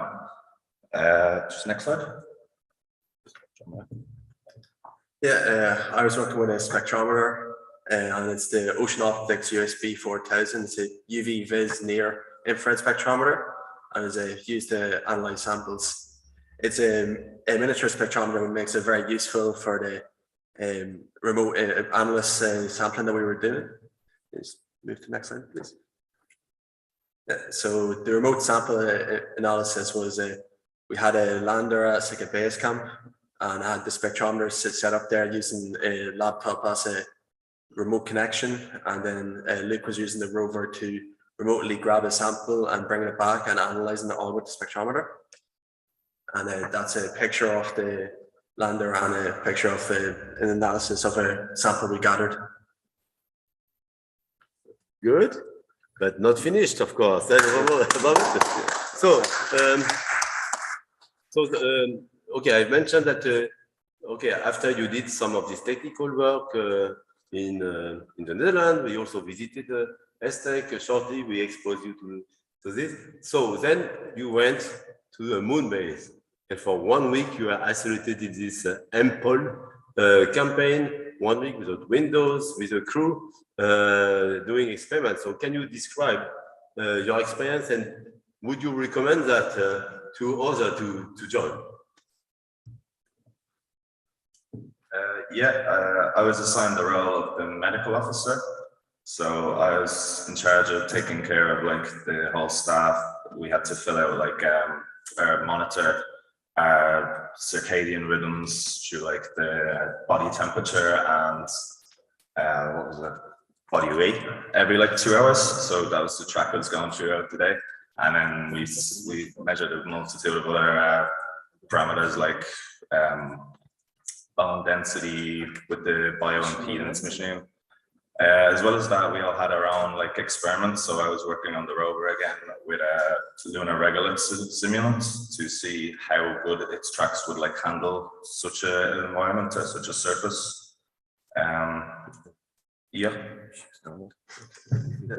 Good.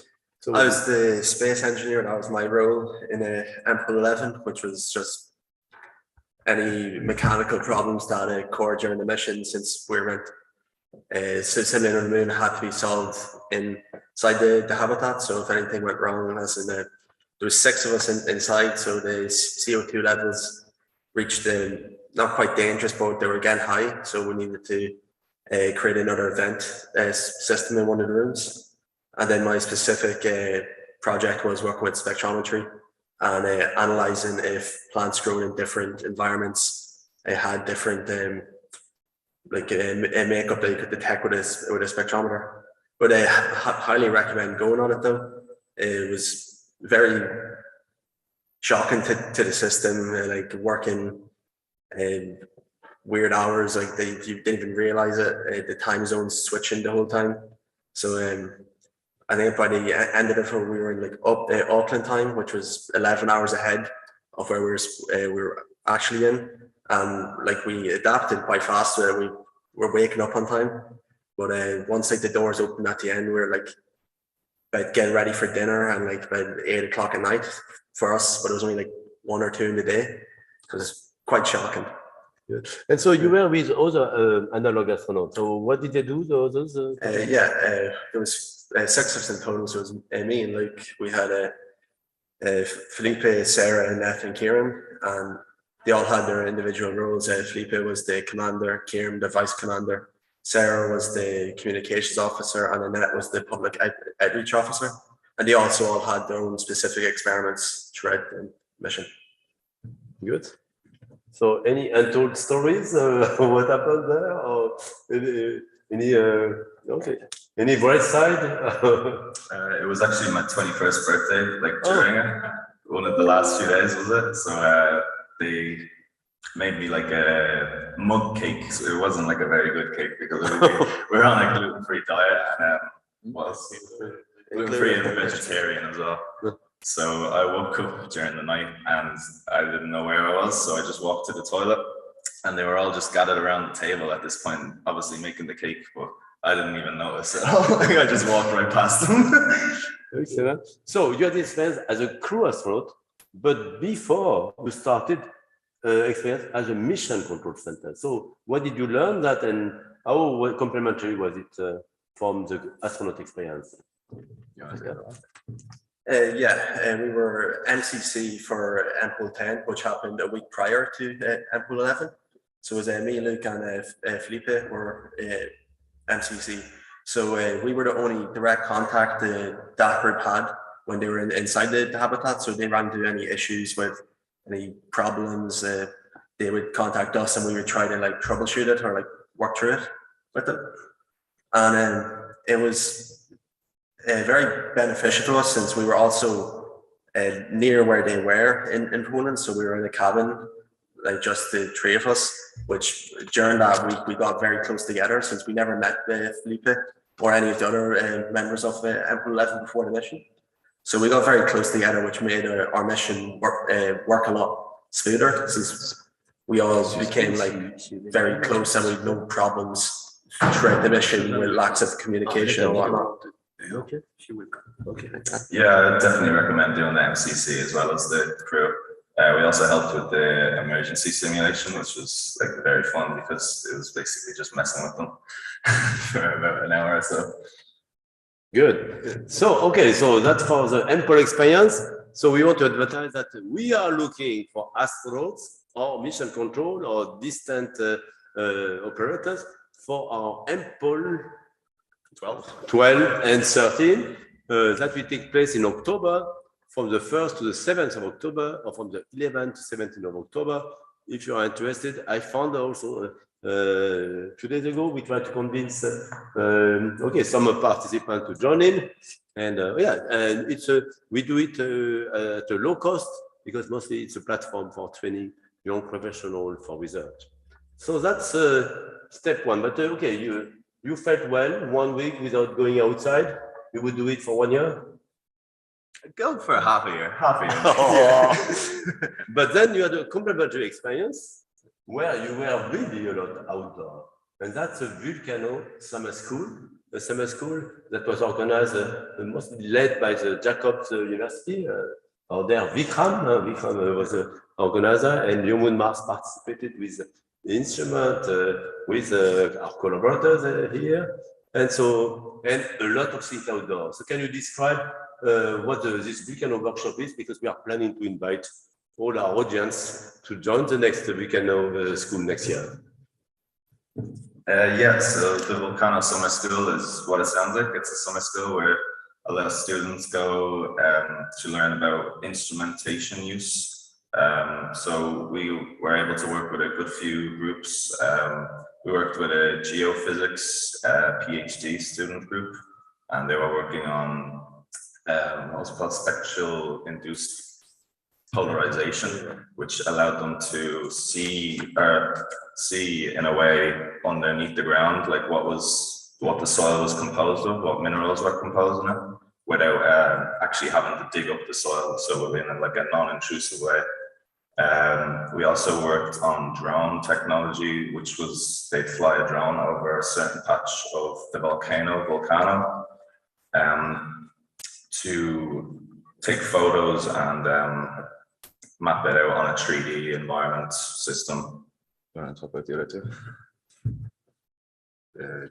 you were running your own experiment as well? Or? Yeah, we were still running with the rover and the spectrometer, gathering samples on an actual, there was this lunar lake on top of a volcano, which was very similar environments to the moon's surface. So we had to lug up all our equipment up the volcano in the morning, and then set it up and use it to gather materials and measure them.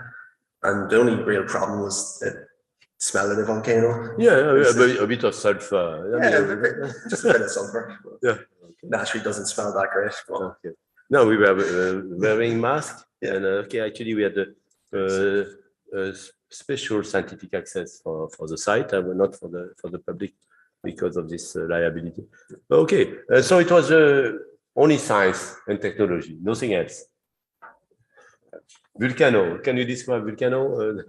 Would you recommend Vulcano as a place to do research? Yeah, it's a very interesting place at the moment as well, because the activity has been increasing over the last few years. So in 2016 was it the first time they went?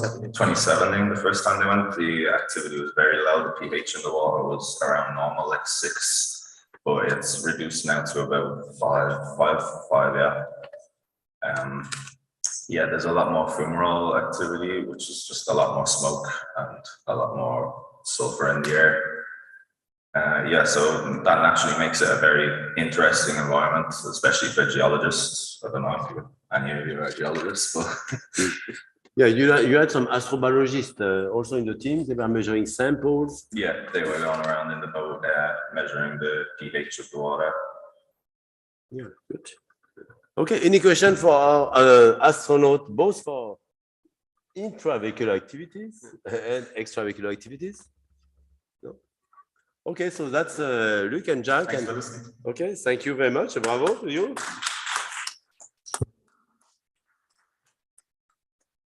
So we have Suzanne, who is going to join us from California, where it's still quite early now. And she will join later. So we can follow exactly the time program, or is there any of you that would like to give your talk now? That would be possible. So we have with us Nacho, Charlotte. Are you happy to wait for the exact time of your talk, or would you like to give your talk now? I can give my talk now if that is preferred. Yes, it's good because we'll have to recover some time for Suzanne. Yeah, yes. Okay, excellent. And I think it's good continuity with some teaser that I've given of the Chile campaign. I showed only one slide, but you have much more material and some research and. Just double checking because I can imagine it has been a long session. Does anyone need a break first? We will do a break right after you. Okay. Yeah, we are planning a break, but now we are in advance of the break. So okay. I propose that we start with you. Yeah. Let me just get my slideshow up and running. Yeah. Okay. So this is Charlotte Powell. So I had the pleasure to meet Charlotte actually when she was doing a research project at TU Delft, where she was irradiating some plants to see the effect on Mars condition of irradiation. And very spontaneously, she came on board our Human Mars ICES campaign. That was EMIS-1, first campaign we did. And she spent 2 weeks in ICES and performed some research there. And then also she has been very instrumental in organizing a series of activities of research and campaign in Iceland. And so that's a Chile campaign, but they have even created a company, IC Space, and she has also been working at the International Space University, where she has been making a number of studies which are very relevant actually for our moon-based research. So Charlotte, the floor is yours. Okay, so thank you everyone, and thank you Bernard for the nice introduction. First, a quick check. Can you all hear me correctly, and can you see the slides? Yeah. Okay, perfect. So first of all, thank you for organizing this great festival.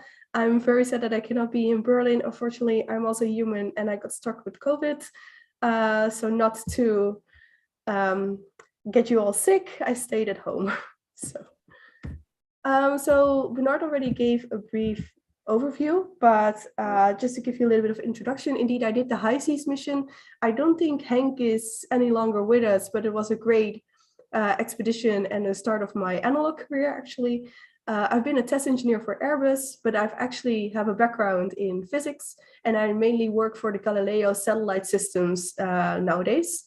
And in addition, we have the own company, IC Space, which is organizing the Chile's missions, which I will be telling you all about today. So as you all know, we will return to the moon in 3 years, hopefully with either SpaceX or NASA, as they are eagerly collaborating and making sure that we have the final stepping stones to get there. But also the goal is, of course, to go to Mars, and as Habitat Marte is also exploring, and even to other locations, maybe Titan or other celestial bodies. And of course, this is not only invested by the space agencies, but also the commercial companies are on a rise, and a lot of investment is being made into startups, which is also one of the reasons why we founded IC Space, to help and assist with the future of space exploration. So just to give a little bit of a background, ChillEyes is the analog campaign coming from EuroMars. Up to the point it became so big that we actually needed to pay like taxes and having shipment documents, and you need a company for that, which is basically the legal and the business overview why we started IC Space. And we were focusing on testing, research and development for the future human space exploration, and actually providing like a commercial analog testbed. not only the trainings, not only the experiences, but also the systems and the research itself. And we focus mainly on research groups, commercial partnerships, universities, the analog astronaut space community, which I'm very excited that is growing every year. And this year we already had 2 analog astronaut conferences, one in England with CHASM and one at the Biosphere 2, which is also an amazing experience. We're currently focusing on Iceland because of the lava tubes there, and I will elaborate why we're going inside lava tubes and why we're mainly focused on lava tubes further on. But we're also looking to explore in the next few years to Czech Republic, Spain, Canada, Chile, Australia, and the Himalaya mountains. So if you know somebody from that country that is interested in doing an analog mission and hosting it on their site, please let us know, because we can get in touch and get the right set going. So as I mentioned before, we started with EuroMars with the scouting campaign in 2018, 2019 in Iceland itself. And as soon as we realized that Iceland was missing kind of the space industry and the infrastructure, we acquired a good team, an international team of about 28 people, volunteers, that helped us establish the first Chill Ice mission. And then we also founded IC Space. So we first had our first mission in 2021. This conducted of 2 missions of 3 people, 3 analog astronauts, surviving in a lava tube for each 3 days, where they had to set up the full inflatable structure, the power systems, the communication systems, and everything underground.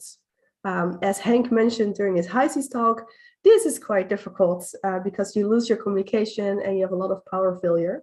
And having inflatables inside a lava tube with rocky stones, unfortunately isn't that ideal. So a lot of leakages had to be repaired, which I will tell you furthermore about. For this year's mission, which will happen in August again, we're very excited also to have Celia on board to conduct some psychology research with us. Very happy with that. We will conduct 16 experiments. These experiments will be published in multiple papers. There are 3 on the way right now, but as you may know, papers take a long time to be published. So I hope by the end of this year, we have those 3 papers out there. We're moving towards a larger and improved self-sustaining analog mission with our partners together. And then in the next years, we are planning on growing and scaling up.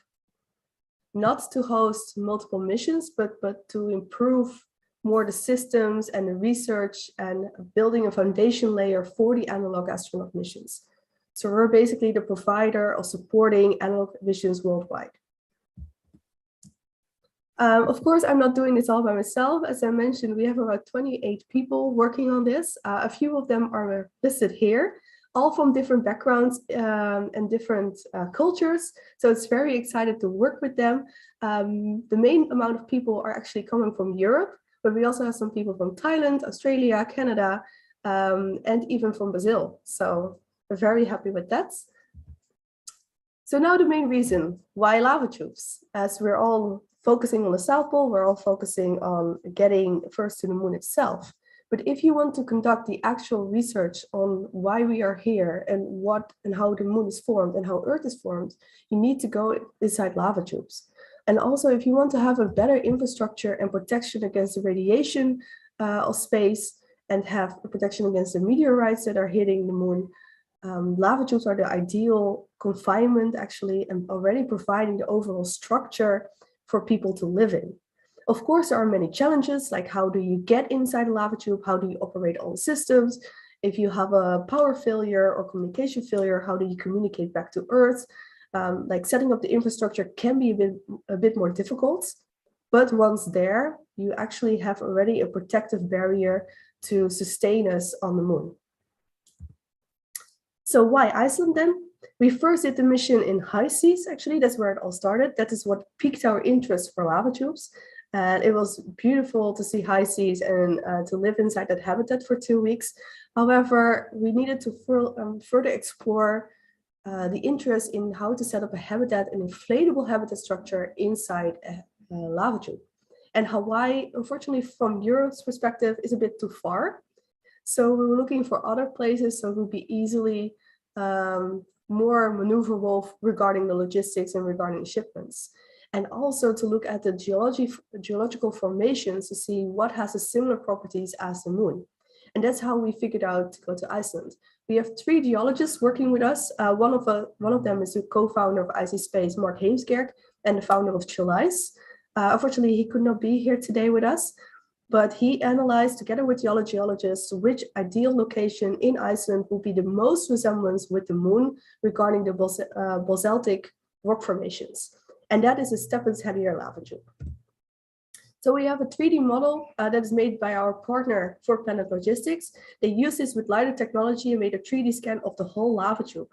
The whole lava tube is about 1.5 kilometers. I'm only showing you about 200 meters here.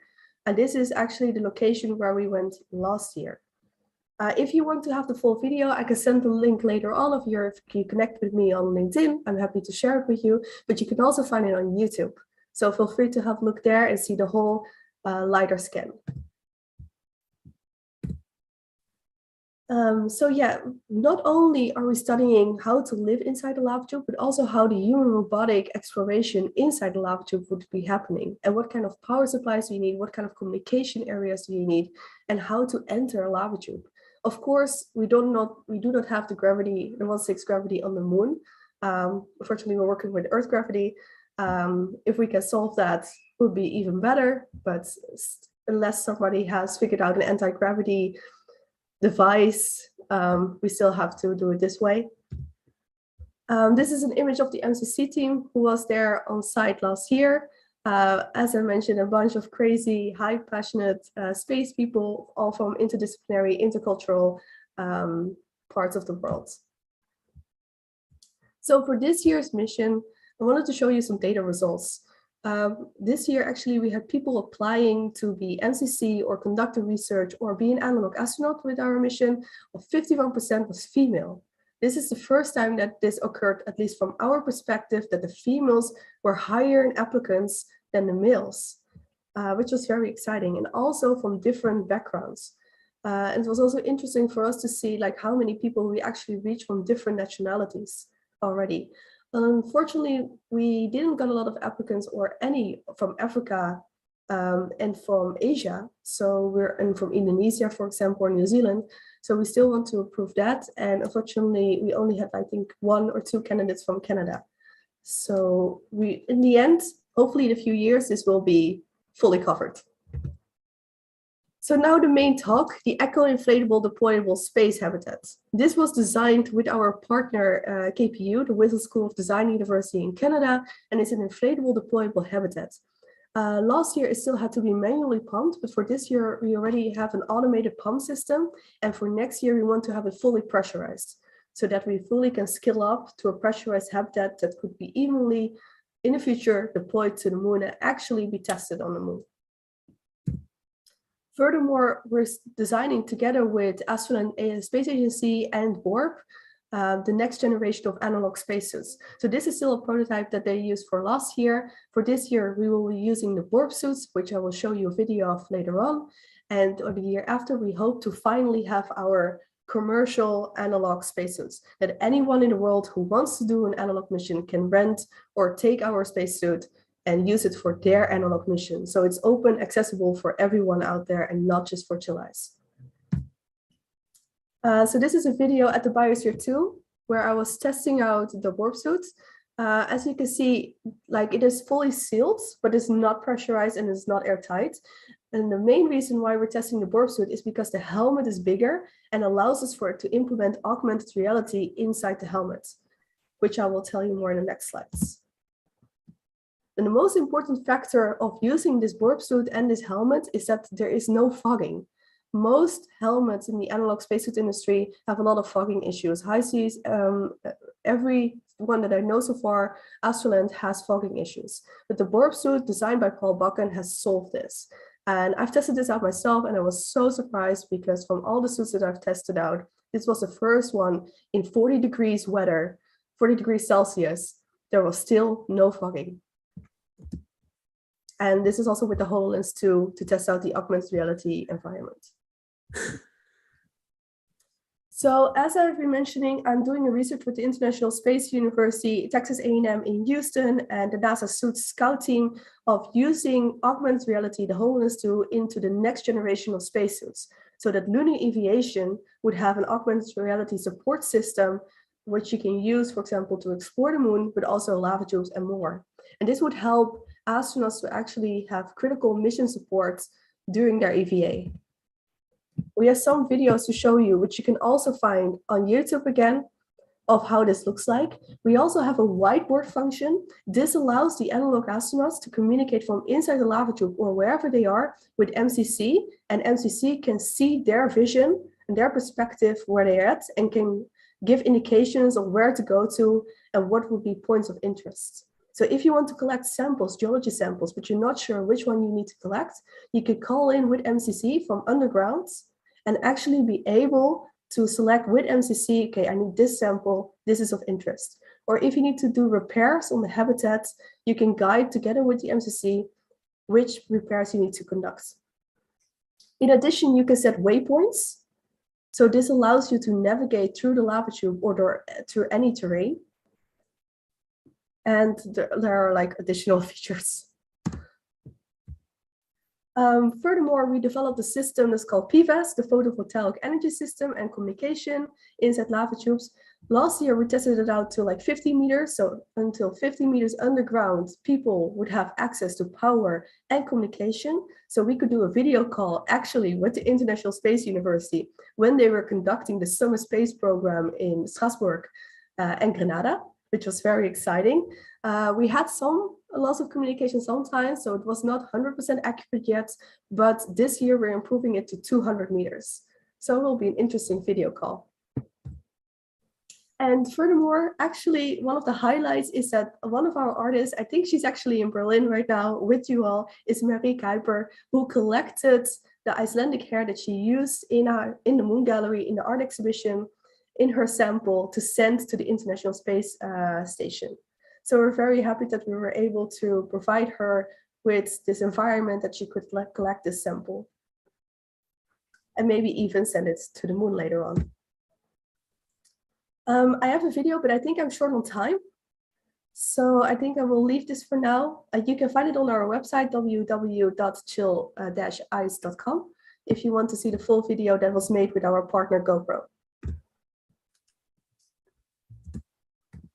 And furthermore, Interstellar Performance Lab, Emily, she is conducting and establishing a company for human performance training. So she's focusing together with Dr. C.M. Proctor and some other experts in the field, physical, nutrition, and behavioral and team dynamics coaching and training. And she is actually one of the main critical factors of training the analog astronauts and preparing them mentally and physically for this mission. As the lava tubes are a rough environment, and they have to be isolated underground without any daylight for around 6 days for this year's mission.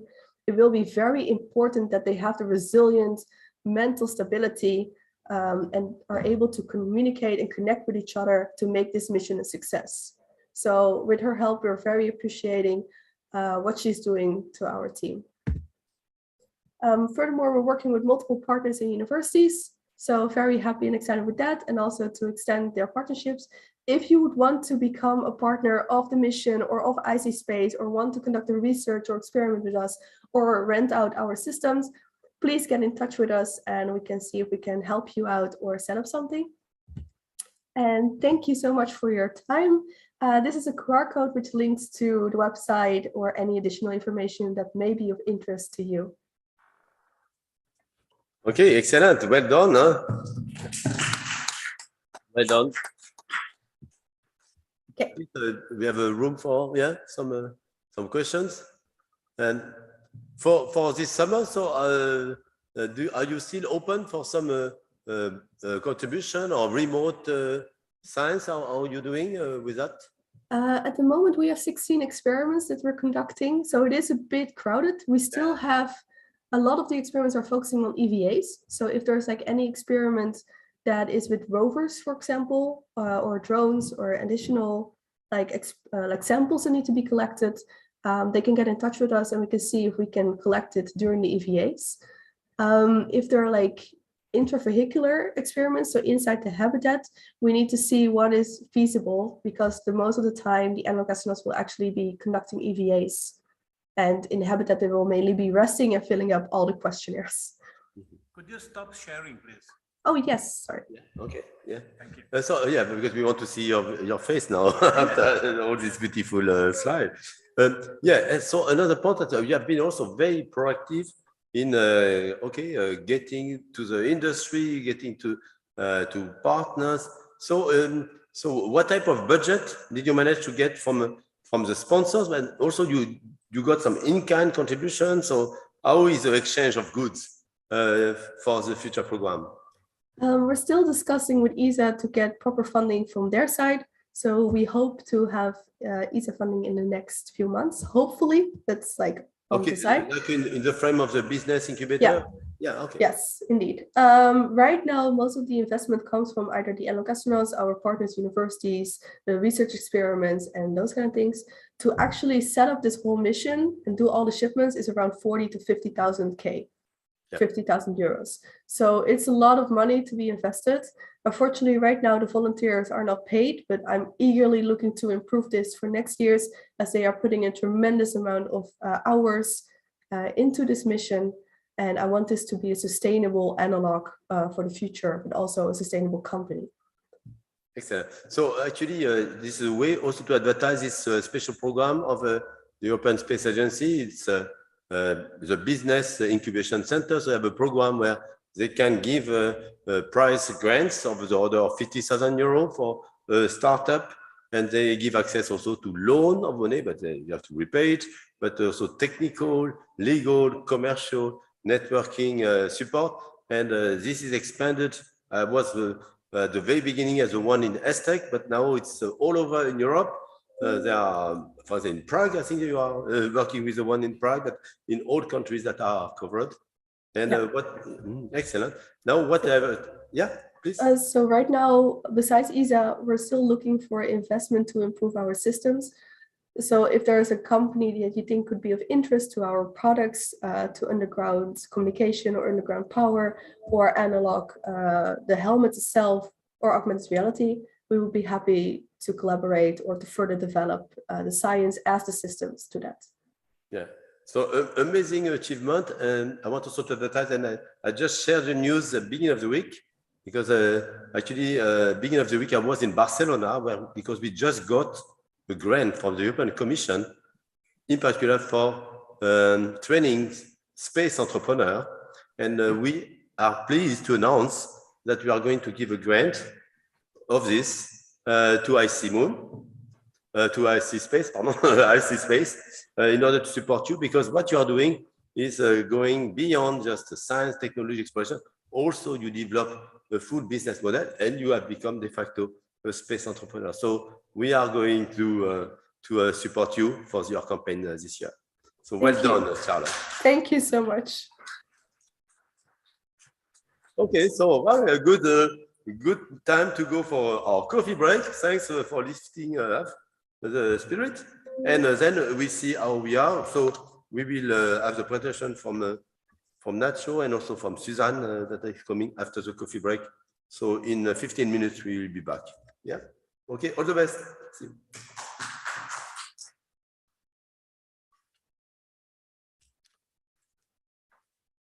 Okay, so let's go fast for coffee. So we have, you don't have Suzanne yet, huh? Online, back. Event just to share. The event we just schedule at the end. And then maybe that's more convenient. Also, that could be a good lifting. Very good presentation, huh, from Charlotte. She was very clear and very well done. So.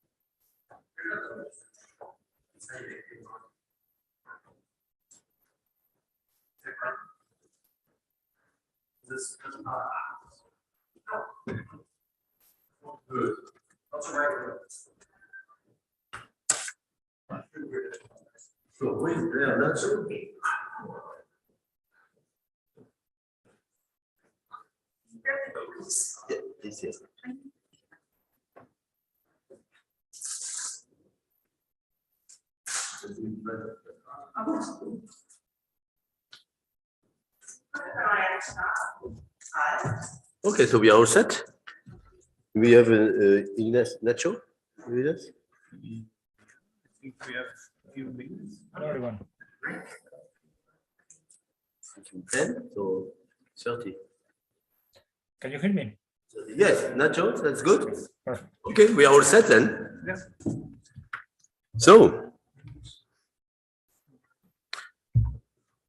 So following on the line of space habitat and terrestrial analog habitat, so we have a presentation by Ignacio Bustamante, or Nacho, for the Human Mars team. So he's from Human Mars team LUNEX, and he has been instrumental in developing with us a proposal and a series of activities for an analog lunar outpost habitat for astronautics. And that's a project Aloha, and that we will look to implement in various forms.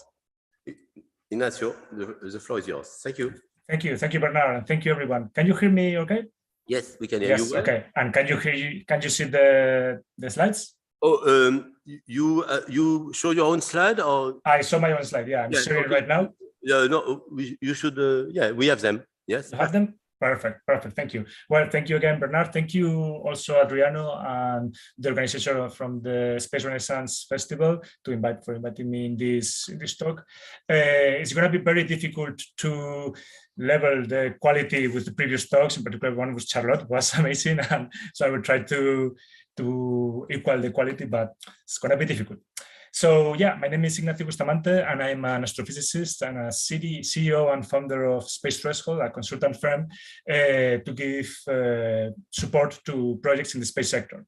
And under that framework, I'm collaborating with Bernard and with Moon, Mars and LUNEX in developing different projects and different topics that we can use and activities to advance the actions of LUNEX and Moon, Mars.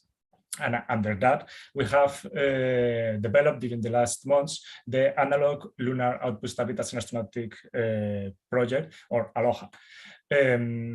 This project it will be the union of the different experiences of Moon, Mars during the 12 years already of their activities in field campaigns of analog astronautics.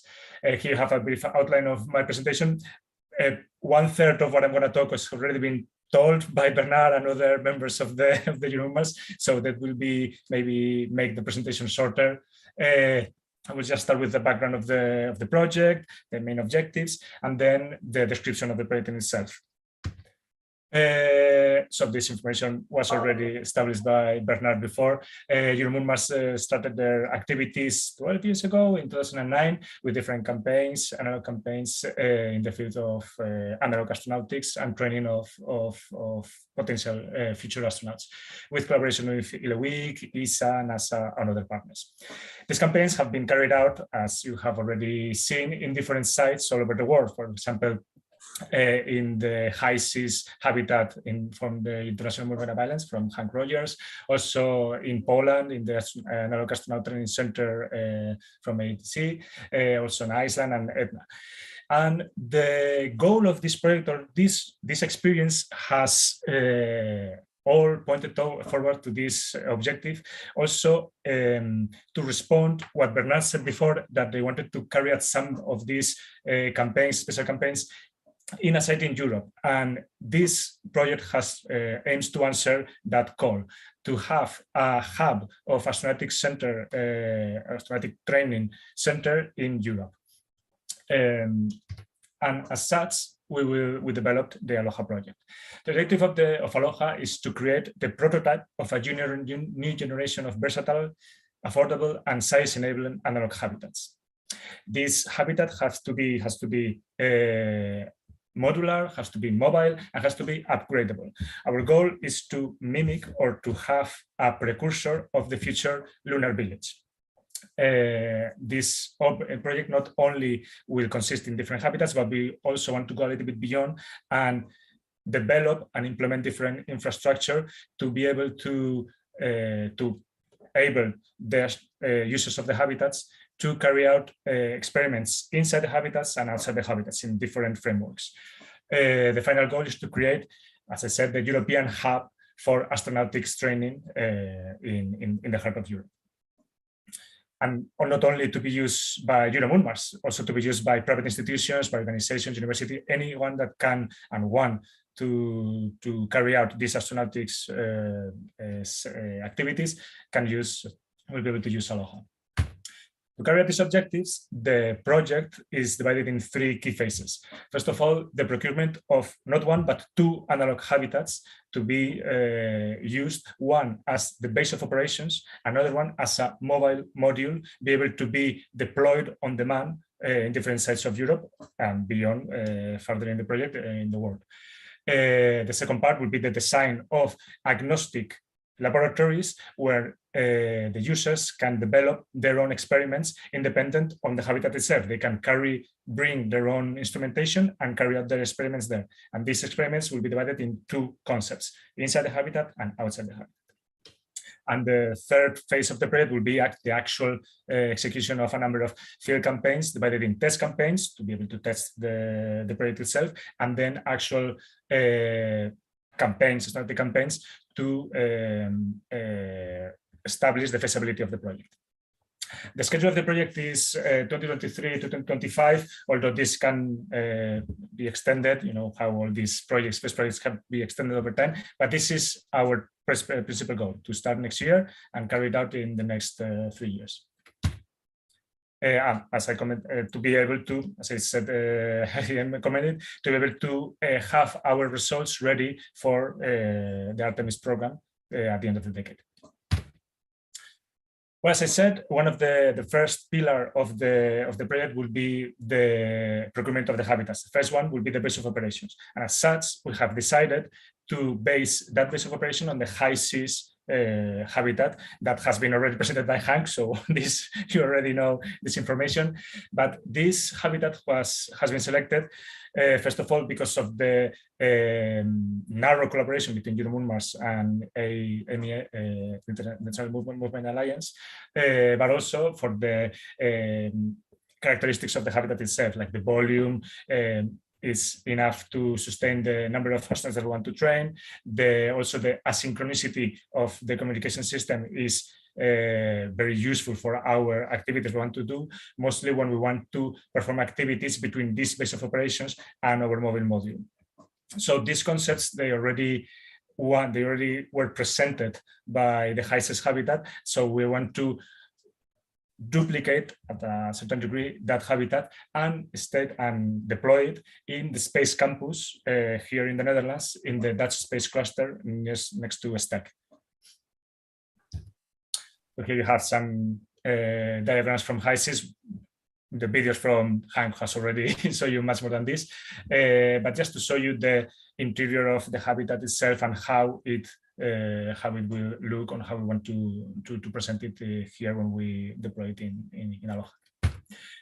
So the mobile module will be based on EuroHub. EuroHub is an inflatable module developed by Spartan Space, which is a startup here in Europe that provides a larger habitable, being inflatable, larger habitable volume, while their launching module is the same size as a static one. In particular, we're going to use the EuroHub has been designed to be already a lunar, designed for lunar deployment, but we're going to use the analog version of EuroHub that has been designed to be able to be deployed anywhere in Europe, with the being modular and being able to be easily dismantled and be able to be transported via road or sea to anywhere in the world. One of the advantages of this module, of this habitat, is their COTS approach, their components of the self approach. So it can be procured and deployed on demand. And here you have the schematics of the EuroHub. Here you can see how one human as a scale, and how the inflatable module expands the usable module of the habitat considerably. The second part of the project would be the development of, as I said, the laboratories to carry out experiments inside and outside the habitats. The one called the OEL, or the Outdoor Experiments Laboratory, will be focused on the remote control of technology outside of the habitat. In particular, we want to aim to the control of rovers and lunar rovers analogs and remote telescopes. We have already developed some lunar telescope prototype to be remotely controlled from inside the habitat, and we want to expand this concept with other missions and different infrastructure. This, as you already saw with the videos from Bernard, will take advantage of all the experience that EuroMoonMars has in the testing of analog campaigns with rovers, for example, that the last campaign that Bernard did last week in Etna. And here you have precisely some of the images that Bernard already saw with different of the rovers that we intend to use as prototypes in our project. And the second part will be the inner experiments laboratory that will be instruments integrated inside of the habitat that anyone that will be agnostic to the activities of the user. That means that anyone can bring their own experiments infrastructure, their own laboratory, their own microscope, and their own materials to carry out their own activities. That's one important part, or one important objective of this project, to be able to be used by anyone that wants to use it. That way we will facilitate the development of different scientific research, the different scientific approaches, and also the development of different IPs, the different patents that people and industry can take advantage of. One of the prototypes that we're going to use to test the agnosticity of this concept will be to integrate one photonic lab that we already have experience with a partner university of Latvia in the habitat. And finally, the third leg of this project will be the actual analog campaigns. We have divided it in two groups, in test and on-site. The test will be campaigns scheduled to be carried out in different premises on where the different members of the consortium or the team are located. For example, to test the EuroHub in the premises of Spartan Space, to test the HISIS once it's established in Space Campus in Netherlands, and so on. We also partner with other associates like ISU or AATC to carry out some testing in their premises. And finally, we want to carry out at the end of the project, by the last year of the project, real on-site campaigns to test the feasibility of the project. In particular, we have already foreseen campaigns in Iceland using the chill ice experience that we already have. Also, in contact with Canary Islands to develop some of the campaigns there with the EuroHub module, and even beyond Etna, because we already have plenty of experience in Etna to carry out these campaigns. So here you have some images from the actual campaigns that we had, and that's the goal for us to be carried out. So, a conclusion from this talk, I want to point out three main concepts: is the legacy of the project, the idea of the legacy. This we will not want to be just to build our base of operation, our habitat, and that's it. This idea has to have a legacy program. It has to be profitable, and it has to be sustainable over the future. That way, we want to make it expandable. We want to make it upgradable and modular, in the sense that other people can integrate their own experiments, but not experiments, also their own habitats and their own ideas into this project to make it really what we want to be, which is a European hub of this kind of astronautic trainings in Europe. As such, as you have already seen, all the talks today and yesterday, needs a multidisciplinary approach. Not only engineers and scientists have to do can take advantage of this project, but also lawmakers, also artists, medical doctors, military even. This is our goal, or making this project the most approachable for everyone, so everyone can take advantage of this, also facilitating the legacy objective of the project. And as of now, the status of the project, we are now in the development phase of the project, the development design, establishing partnership with different partners. So if you want to contact us and maybe take part of this project or collaborating in a way, just don't hesitate to contact us. And also looking for funding opportunities to actually fund this project, because as all of you know, funds is what makes all these things possible, and we are actually looking for these opportunities. Okay, so without any more, thank you for your interest, and yeah, we'll be happy to answer any question that you have. Okay. Oh, bravo! Thank you very much, Nacho. So, as you see, a holistic system where on Earth we could demonstrate the various functions. Science of the moon, science from the moon with some of the telescope equipment, and science on the moon with living inside a module. So any question for Nacho? And so you see some concept. So Nacho has shown, for instance, for this mobile element, the one building on EuroHub. Actually, that's also a facility that could be transported in various sites. So maybe we'll bring one to Archenhold Observatory. We could go to various places where we use it in a technical environment for outreach and training, and also in an extreme site. A question? Maybe? Question, yes, please, Charlotte.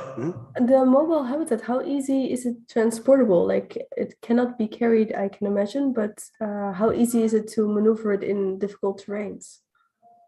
So the EuroHub module can be transported in a normal container, like transport container inside, and then it can be deployed on site. So the time to deploy it for what Spartan Space told us, it was less than a day to deploy once it was deployed on site.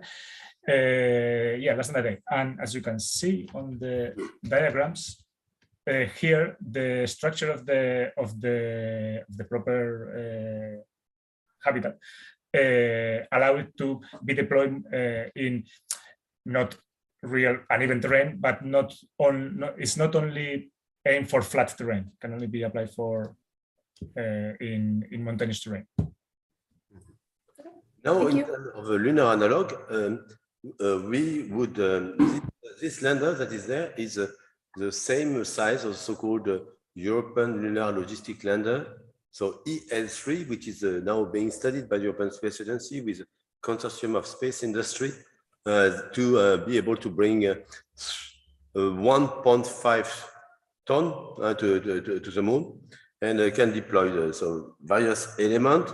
So we have looked at some rovers, but also one option is to have inflatable habitat that could be used to host 4 astronauts for 1 week. And they are looking also at some of the subsystem of energy, water, and so on. So in the simulation, the idea is that we would have this whole module, both the lander and the inflatable structure, and this could be positioned like simulating we have landed in a new place on the moon, and operating it also in extreme environment. Now, in the case of Earth, that's true that if we transport it making use of a container, we could also use the container itself.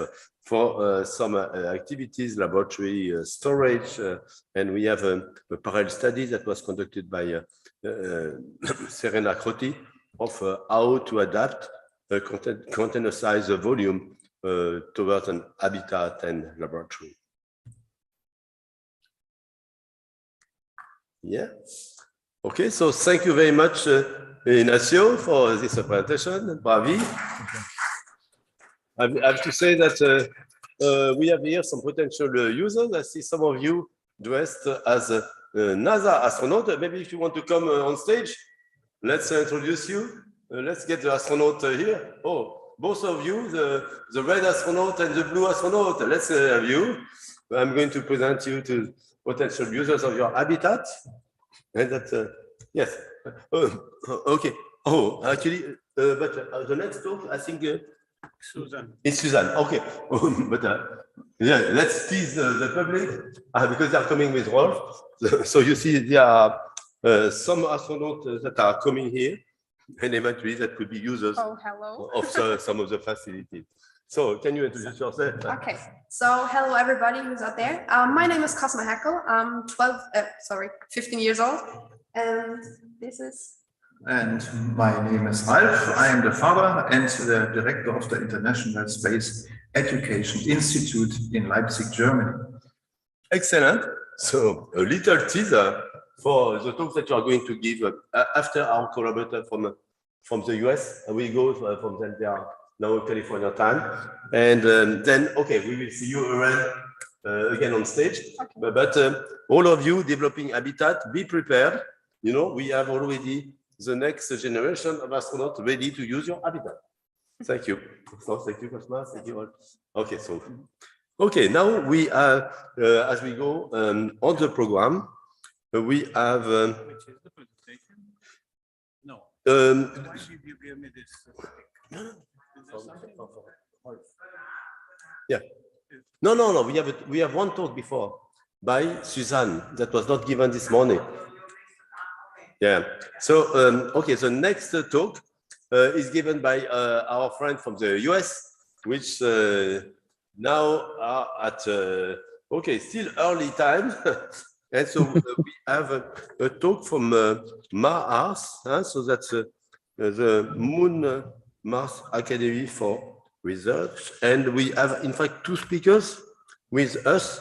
So we have Suzanne and Maria. That are going to share the presentation. Suzanne is in a remote place. I don't know if you are on this planet, Suzanne, but with a limited bandwidth. So she has, of course, organized a good backup Maria to present the talk. So the floor is yours. Thank you so much. Can you all hear me? Yes, we do. Over. Hello? Yeah, we are. Oh, wonderful. Yes, we can hear you. Thank you so much for allowing us to join in with this wonderful event. I'm Dr. Susan Jewell, and I have my longtime colleague, also a veteran analog astronaut, Dr. Maria Hani, who is an MD and doing space psychiatry. So she will also present. But I wanted to, if you can share the slides we have sent to you, or maybe Maria, who's going to share our slides? Whichever is easier. Very enjoyable and interactive. Adriano, what would you prefer? Would you like me to share, or would you like to share the presentation? Okay, just a moment. My mouse will not help me. Yeah, we have it. So while we're trying to get over this technical glitch, I'll just very quickly introduce the organization. We're MMARS, which stands for Mars Moon Astronaut Academy and Research Scientists. So we've been deploying analog mission crews for since 2015 to low fidelity out here in the desert in California, Mojave Desert. And also we're the first to deploy missions to high fidelity. And we deployed in 2019 at 14,000 feet and then at 17,000 feet. And in 2023, late 23, 24, we will actually do the first analog mission to Everest Base Camp and maybe down to Antarctica. So, but as I said, and we're still waiting for the slides to come up. We're also very involved in technology development, R&D in our missions and in our organization. So working with our partners and working with the US, government, we work in very cutting edge novel frontier technologies, such as spatial computing, robotics, and so on and so forth. So with that, I'm going to hand this presentation over to Dr. Maria Harney, and I've already done the introduction. So take it away, Maria. Well, thank you very much, Susan, and I'm so honored and happy to be here. I don't know what part of the day here on the planet Earth everyone is having. It's about 8 o'clock in the morning in California where we're at. So good morning from California. My name is Dr. Maria Harney, and I'm an analog astronaut. I'm a psychiatrist and a founder of STEAM for Humanity Foundation. It's a nonprofit organization that focuses on the STEAM disciplines. I joined about I was part of the 7 missions, analog missions, and I was a commander in one mission. I was also part of the remote medical team in Nepal missions, and we're gonna talk about it in just a few minutes. Next slide, please. Unless I somehow can control it. Thank you. So just a few words about MMARS. MMARS is a long-standing company that's focusing on training the analog astronauts and astronauts, primarily in the commercial sector, space flight. And MMARS is constantly developing and evolving, and we have many programs that we're offering. We have a diversity training program. We have Women on Mars training. We are looking to develop a gerontology program. The analog missions that I personally participated were focusing primarily on the space medicine, and this is something that differentiates Mars from many other missions, because we're not only focusing on the space medicine, we're also focusing on the exponential technologies to come to measure the psychological issues. And we're going to talk about it in just a second. Next slide, please. We can skip that one for just a moment. We're going to talk about the space medicine and the human factor in general. Because my background is in psychiatry, I like to talk about the human factor a lot, because people who went for missions, they understand the importance of the human factor. We like to talk about technology a lot, but unfortunately, sometimes we forget that we're all humans, and if we want to go to Mars, and if we want to go to space and build our habitat on Mars, we have to live together. And I can give you a simple example from my first mission that will demonstrate how quickly things can develop. Next slide. So I don't know how many of you is an analog astronaut, but on my first mission when I joined, I obviously didn't know what it is. I had some background with with going to the Caucasus Mountains, climbing 3-kilometer mountains, and I thought that might be and I'm fairly fit, I'm also a diver. I was like, it's going to be probably a fairly easy experience. However, what I didn't take in account is isolated, confined environment, because analog astronaut lives in confined, isolated environment, and it's very, very unique. So on my first mission, it was in Vasquez Rocks, California. It got pretty cold at night, and usually cold triggers my headaches. And when that happened in the first day, I started thinking, what am I doing in this mission? I started thinking and evaluating. So you see, you can move on the next slide, Adriana. So you can see that from this example, how the environmental factor, which is cold, triggered my physiological response, the headache, and then the doubts, psychological response. So of course, all those factors are really interconnected. Next slide, please. So those are just a few pictures to share from the first mission. This is the first picture on the left, top left, is pre-simulation. And then we have some pictures from the ground round where we're presenting and discussing some subjects related to space exploration, and then a picture of the of our telesurgery, teleanesthesia that we're going to touch on in a second, and the picture from the EVA. Next slide, please. So when we select our astronauts for the analog missions, we employ a lot of criteria. However, we usually like to focus on 4, which is we want our astronauts to be physically fit. We want our astronauts to be mentally fit.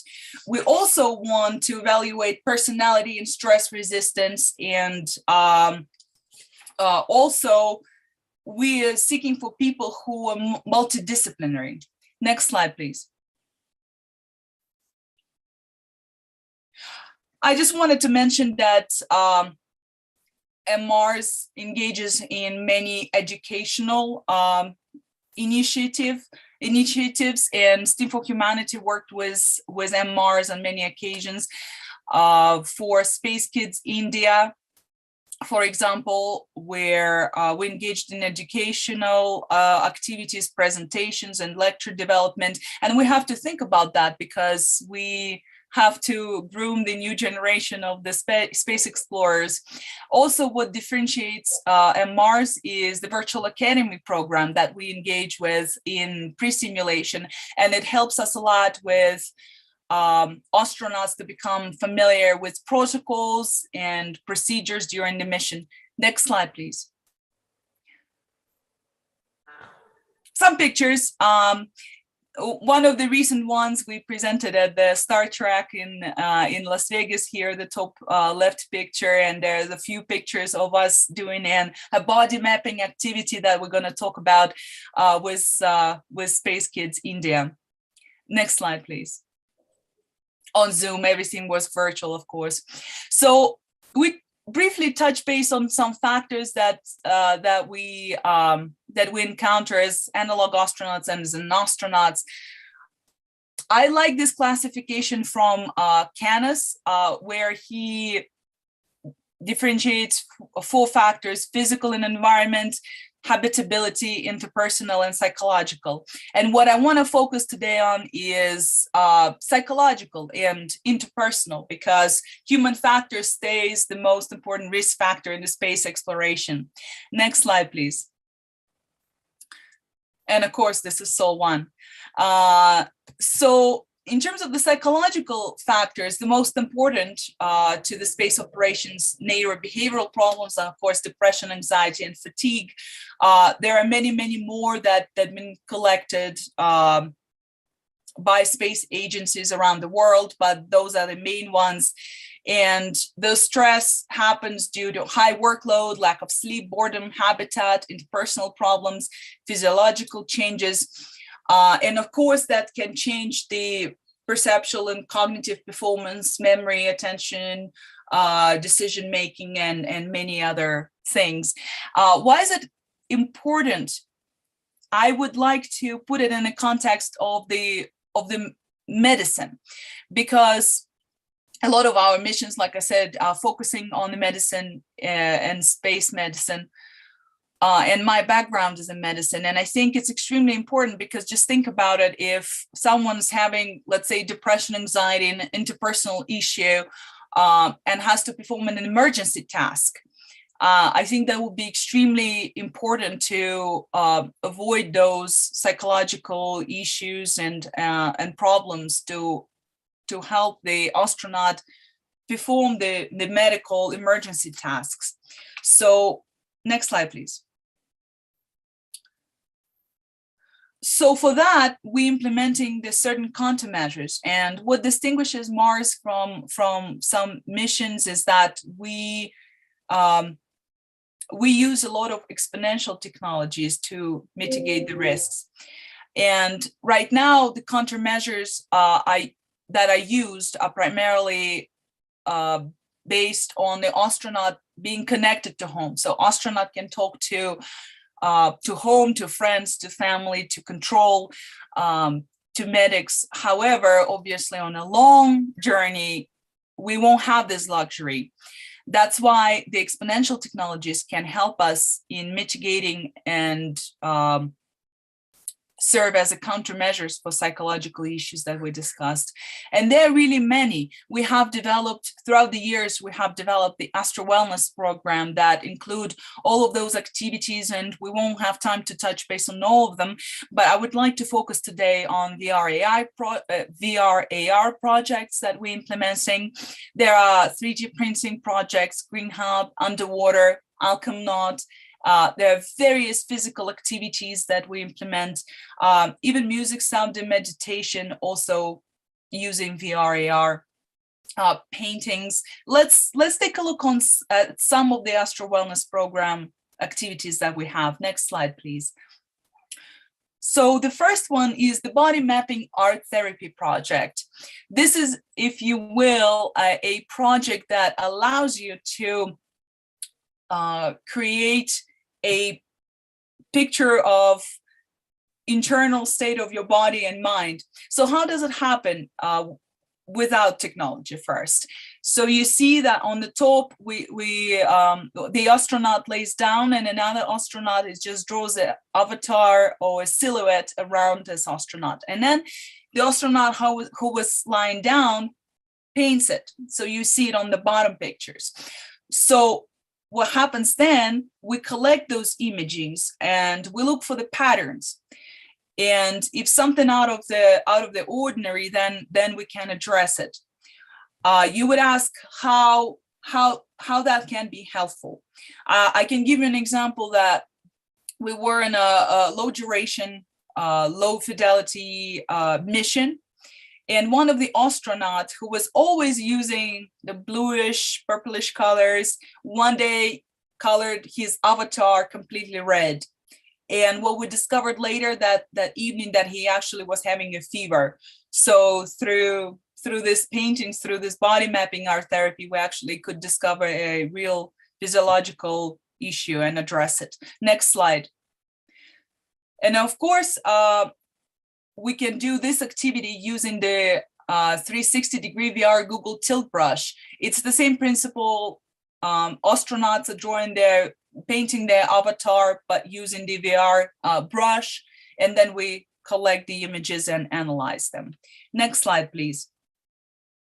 Another example of the VR activity that we use to mitigate the psychological issues, and I should say more so interpersonal issues, is the Burning Mars Love VR project. This is a conflict resolution simulation training for crews in isolated and confined environments. And we put on we basically go into virtual reality, and it trains us to resolve the conflicts in a virtual world, and they hopefully will never arise in a real world, because we went through those scenarios. Next slide, please. This is another example that we use the VR technology for, but on this slide, you can see how we do it in real time, dark painting in various missions. What it means is basically astronauts are closing their eyes, line up in one line, and the first astronaut has to receive signals. So basically the astronaut that is last standing in line gonna paint something with his finger on the back of the astronaut in front of him, and then they're gonna pass it on to the front of the line, and the first astronaut gonna actually paint it on the canvas, and then they're gonna switch and rotate. So here you see a wonderful example from one of the missions. I think it was my second mission that was focusing on space medicine. However, art is extremely important, and I remember that was a very stressful afternoon for us. However, we did this activity, and you can feel that the astronauts just took a break and were able to relax, because it was a very intense morning, I think we were doing teleanesthesia, telesurgery. So, and then of course you can use it as in an art gallery or something. We're currently collecting some arts from the mission. Next slide. So there are just few more examples of some astro wellness activity, and we're developing underwater training program for astronauts that entails a lot of technical aspects, like we need a deep pool, we need certain things to put it in place, but we started developing it. We encountered very interesting observations from the astronaut, because when you wear a space suit underwater, you have a different feeling. And what I've heard that astronauts were telling me that it helped them to learn more about the spacesuit. So very interesting observation. Also, a lot of interesting technical aspects of how the sound travels under the water. Next slide, please.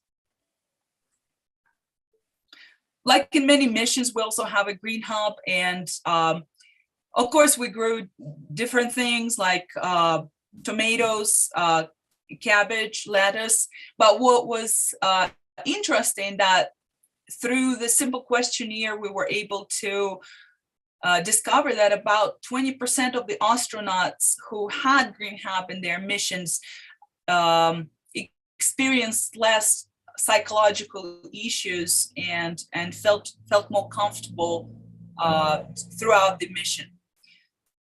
Next slide, please. So that's why we included also in our program, Astro Wellness program. This is a very interesting project, the Alchemnaut project, that we also implemented to mitigate psychological issues of the astronauts. And what it entails is it's a basic EVA, extravehicular activity, when astronauts go into a desert, and they have a task to pick up an object that emotionally resonates with them. And after that, we conduct interviews that allow us to basically see what what astronaut experienced. And I want to show you I want to read you a couple of quotes from the astronauts who went to this EVA. So one astronaut says, "I picked up a rock and it was stuck to another piece of rock. When I tagged them out, they had the shape of a heart." So when we conducted an interview with this astronaut later in the day, he reflected on the conflict with another crew member. And in the course of this discussion, they were actually able to resolve their interpersonal issue.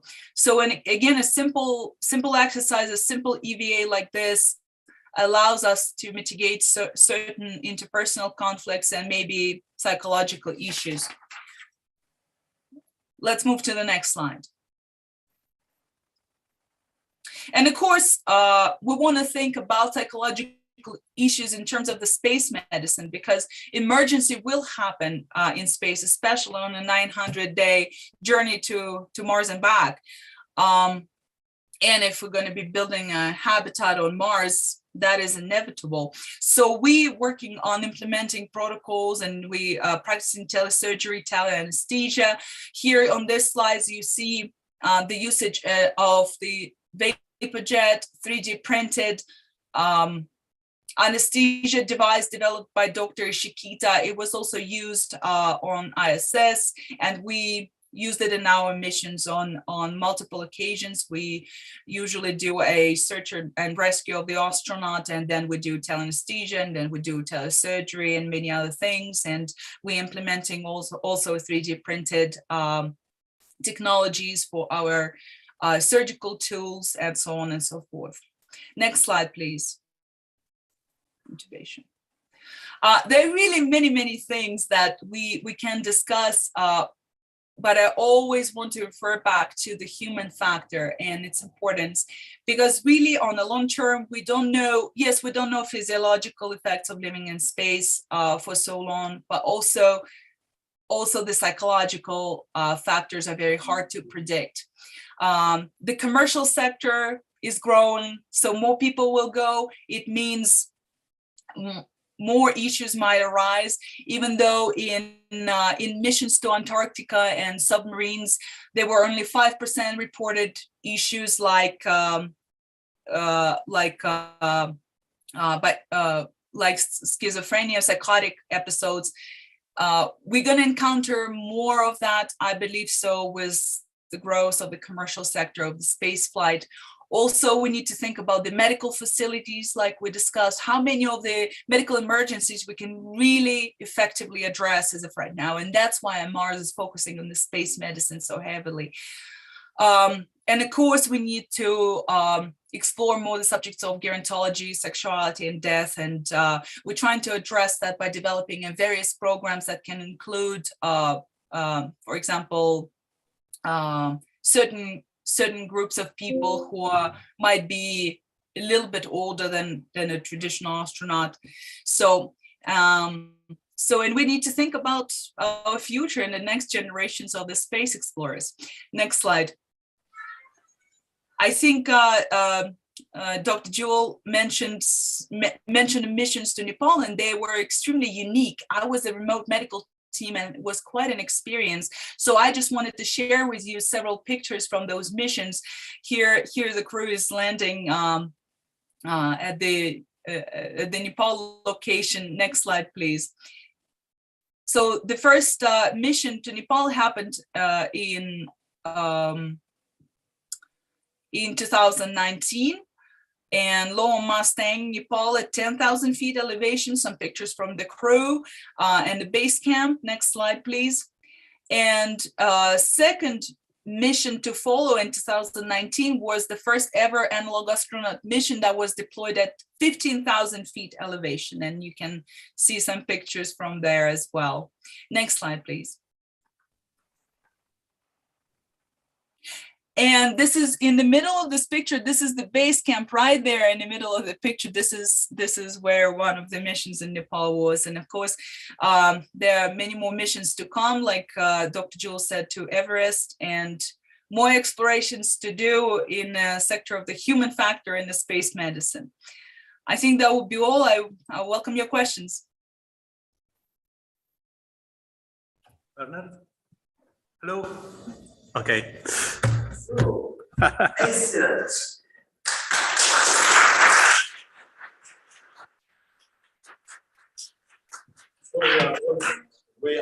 Okay. Wanted to visit your facility. So I think that's a great program which goes in depth into the research, but that is also structured with an academy curriculum. And I know you have also a very ambitious project and development also for the next year. So could you describe what is the timeline and can we participate? Sure.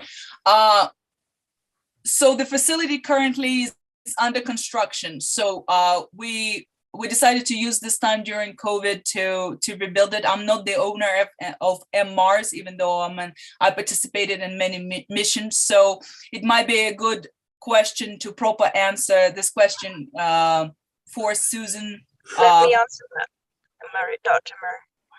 So just very quickly, thanks so much for your great presentation. So with regards to that question, we are now expanding the analog mission of a small crew to actually engage in building out in the Mojave Desert, in very close to the Mojave Spaceport in California, a sort of a city, a first analog settlement where we can then house, actually train and have crews, expanding the number of crews from 6 to 8 to maybe 20 to maybe 50 at some point. So that's kind of where in our trajectory within the next year or two is where we're heading here. But also, as we had mentioned, I think what we also pioneered the first station to station, working with MDRS in 2019 before COVID. So the idea of having concurrent missions at different geographic locations and be able to see how the two different cruise stations work together was quite fascinating and interesting. And I think that's something we're also going to expand out.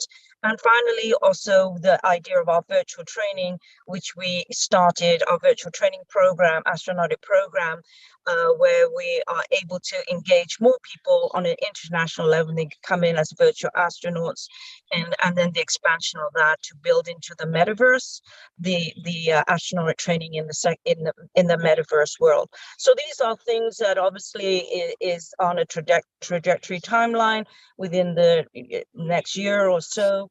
And that's what we're really excited, really expanding the opportunities and also be able to create new, research projects for funding. So that's something that we are very open to collaborators. And as always, if you're interested, you can go to our website mars.com and you could find out more about our training programs and participate. We do offer scholarships and internships as well. Excellent. Okay, we are very exciting. So a comprehensive set of activities and with excellence in the medical side, in the human factors, but also a lot of new technologies that you are using. So that's very inspiring. Adriano has a question. As always, I have more suggestions than questions, but please forgive me. I just want to recall that one of our committees of the Space Renaissance Academy is called Living in Space or Life in Space, and it's chaired by Dr. Susan Jevel. And the committee is open to more members that would like to collaborate and to work on this subject. So it is not only about space medicine, it is also, of course, about space psychology, about protecting human life in space from radiation, from bones decayment and everything, all the conditions, how to put humans to life well in space. This is the topic. So I would be very much happy if Celia will join the committee, and of course other friends and colleagues can join. Just write something to me or to Susan. Okay. Thank you very much. Okay. Thank you, Adriano. So any answer to that? Yes. Bernard, I want to also convey that I'm very heavily involved in getting funding grant from the US side, of course, because we're here in the US. So working with both government and private sector is where we do a lot of submission for funding, and we are open to foreign, international collaborators to come in as co-PIs if you're interested, and that you just reach out to me or to even Dr. Maria as well with her entity STEM for Humanity, and we can talk about how you can engage and be collaborators in the funding mechanism from the US side. Excellent. So collaborating in the research. I mean, you're also vice president of Space Renaissance International, so that's also the where we can also achieve together globally. And great achievement. So yes, so I see that we have to take these actions. Let's minute that based on the excellence of all the activities that are being presented, there is some synergies, and we have heard. Okay, do we have a narrative, a story when you are going to a moon base, or do we have many stories? I mean, I've heard about research, I've heard about engineering, I've heard about some of our space explorers are developing business to be sustainable. We have heard about inspiration, astronauts, and of course, one dimension is training of all generations, but in particular also education. And that leads naturally to our last talk, and where we had a little teaser with some of our astronauts here in the room. And so the last talk is on international space education by Rolf Eckel and family and astronaut company. So he's from a Space Education Institute. And now you have the full floor for you. So welcome, Rolf and Cosma. So should I talk into this one? Yeah, you can talk into this.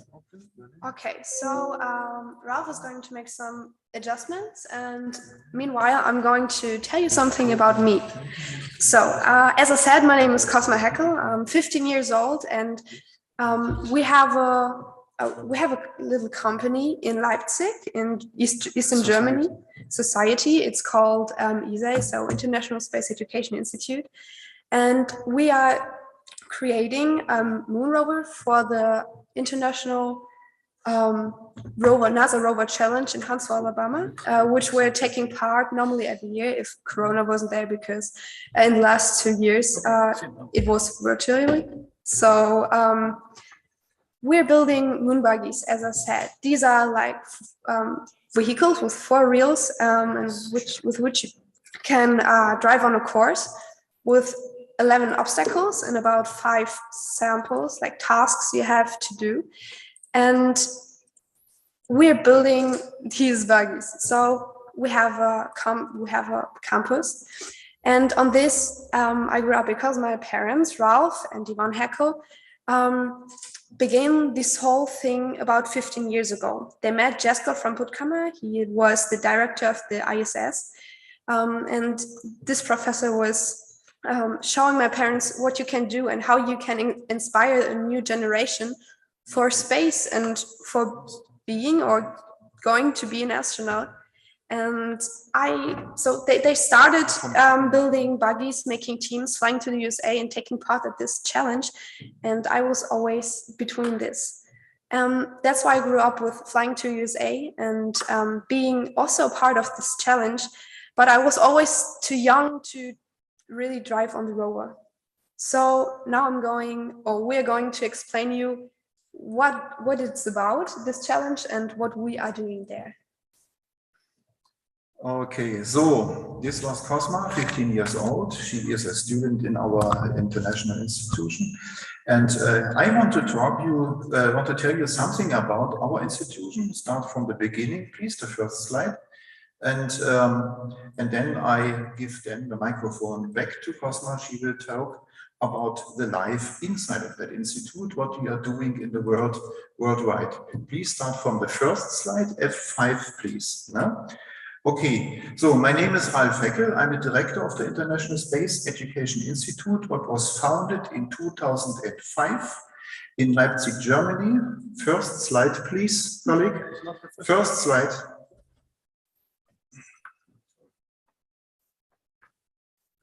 F5, please. Number 4. 3, 2, 1. Now we can stop. So it was founded in 2005, and so now we are here. My wife Yvonne and myself, we are traveling since 20 years around the world and collect students for international activities in space exploration and space education. So next slide, please. Next slide, not 2 slides more, okay. And maybe Cosma, you make this, yeah. Okay, use this here, yeah? Okay, so our campus is 2,000 square meters large. These are around about 20,000 square foot. The city of Leipzig is 100 kilometers south of Berlin. These are circa 30 miles, oh no, 50, 60 miles. And we have inside of this campus a hotel where we can be lodging our students and our professors. We have a campus for a workshop, and we have areas with workshops inside. And the second largest sundial or sun clock of Europe there. Next slide, please. All this goes back to my professor, Professor Jesko von Puttkammer, who was born in Leipzig in 1933. He was working at NASA since 1962 in Huntsville, Alabama, as assistant and employee of the Marshall Space Flight Center, assistant of Werner von Braun. He was developing the Apollo program, then later the Skylab program. He was also a counselor for Gene Roddenberry between NASA and Star Trek to support Star Trek with science, reality. And in the 80s, he started to be one of the chief designer and strategist of the space shuttle fleet.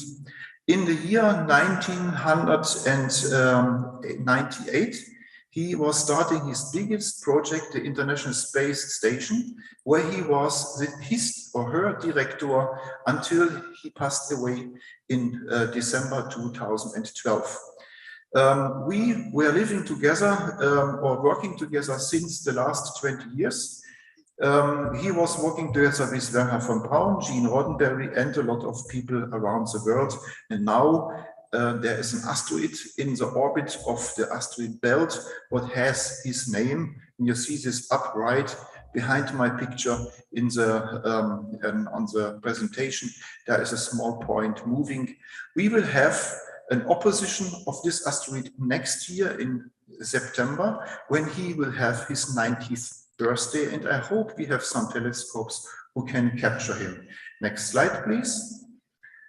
Here you see that we honor his work as a professor for youth and for international, multinational work in several cities. So in his city of life, in Huntsville, Alabama, in his city where he was born, in Leipzig, Germany, and also in cities where his work has a honor in the kind of international space education institution. Here you see right down the plaque of him in Kurukshetra, India, what is in the area Haryana. Okay, next slide. Our campus is independent, like the International Space Station ISS. 90% of our energy, hot water and electricity and also mobility, we generate from solar panels and from green energy. Here you see a little bit a view from the drone from upside and the structure of the technique behind. Okay, next. And our campus is on a historical ground. Exactly 142 years ago, a woman was launching a balloon with gas from our ground, what was in the former time a huge ball and concert area with green and with trees where people enjoy the fresh air and also attraction, like in the early summer 1880, as this woman with the name Auguste Securius launched her balloon 3 times into the air. Next slide. And here you see how it looks like in that time that she made this balloon by herself with needle and with rope and fill it out with gas and flown some miles away and landed safe. Next slide. This is exactly what we do with our students. They make everything by themselves. It makes no sense in which age they are. They build controllers, they make CAD drawings, and they print 3D activities or 3D parts, and they are working in a machine shop. And what they are exactly do will Cosma tell you now, but next slide I will tell you what is the reason what we are doing. Next slide, please. Next slide. And next slide. So, next slide. This is work for Cosma. And next slide. Yeah, so here you see our students starting with an age of 8 or 10 years. International, we are working in 30 countries. And when they are through our work, in several years, they are going to have a career. And that's why I sent all my greetings this morning to California, because last slide. No, back, please, back. Cosma, can you make it, please? Yeah. So that's why I sent all my greetings to California in this morning, because one of our students, this is Valeria, she is now working as a designing engineer by Tesla and creates the interior of the Tesla truck, Cybertruck. Okay, so now I give the microphone to Cosma, and she tells you what we are doing from the side and the voice of a student. So, okay, so hello presentation, back. please. We're now going to switch to my presentation, in which I'm talking about a bit more about our campus and what we're doing with our students. So let's begin.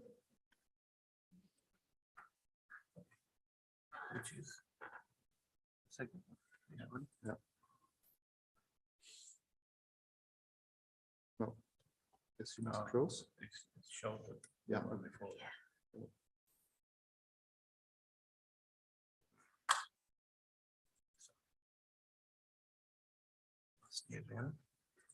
This is the first year. Please start this.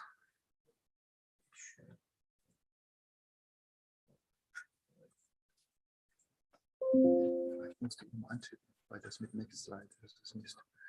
Ja.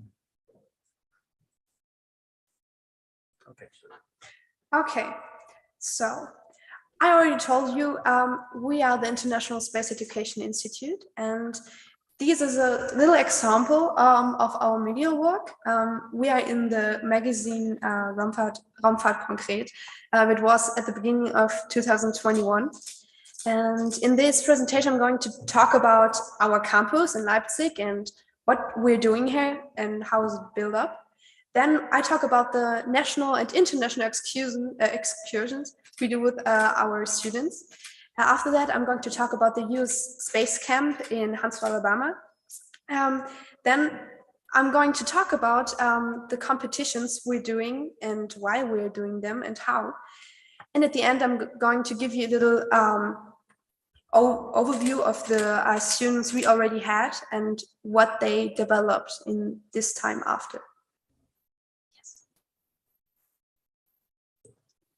Okay, so our central point is in Leipzig in the Wurzner Straße 4. It is a big city in Saxony in the east of Germany.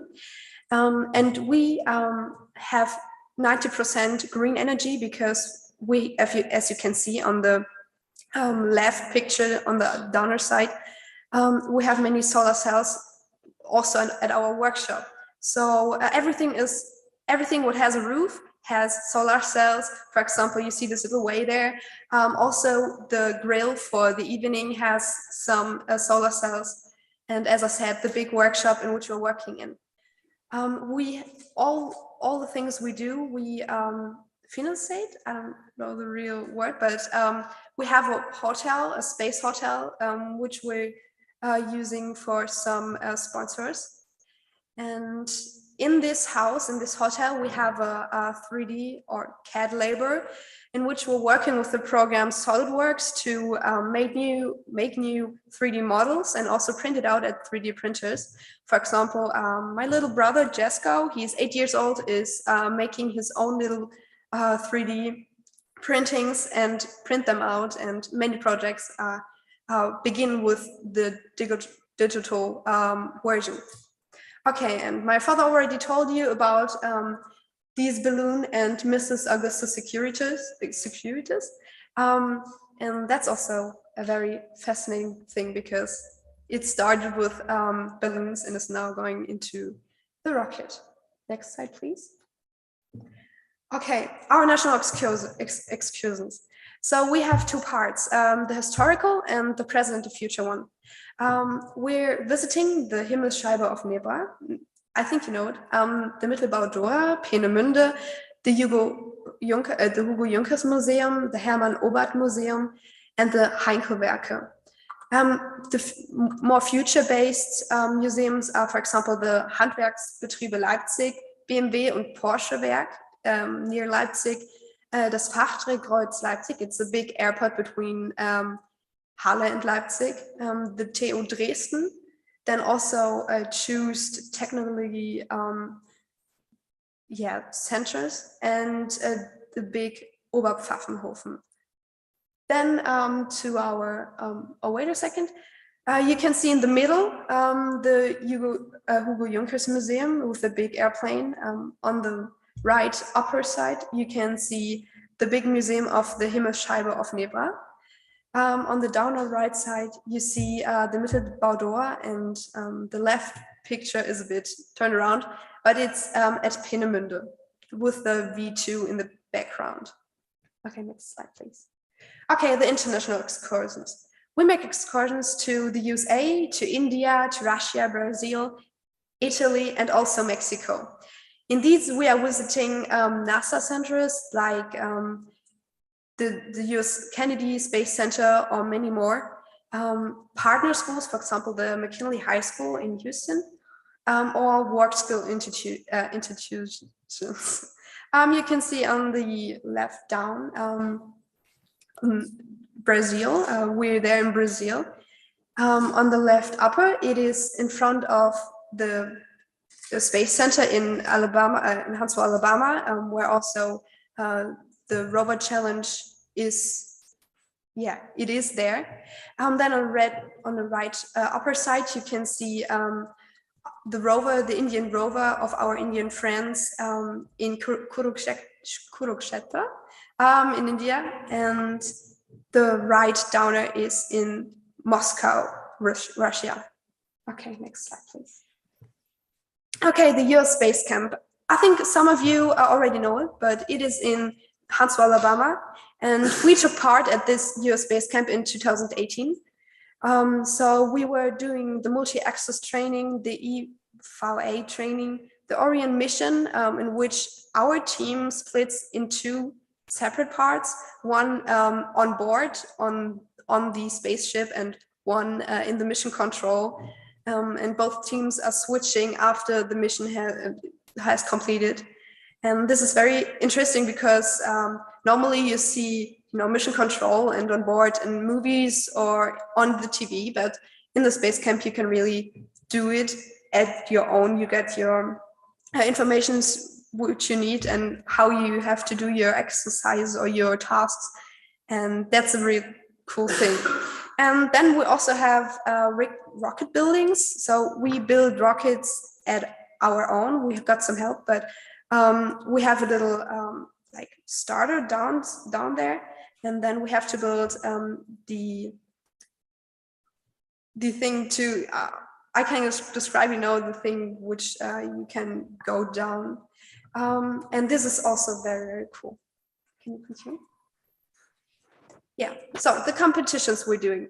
So the three biggest competitions are the NASA Rover Challenge, the Solaris Cup in Germany, and the Choreograflesungen in Troitsk in Russia. So at the NASA Rover Challenge, you can see we take part with our moon rover.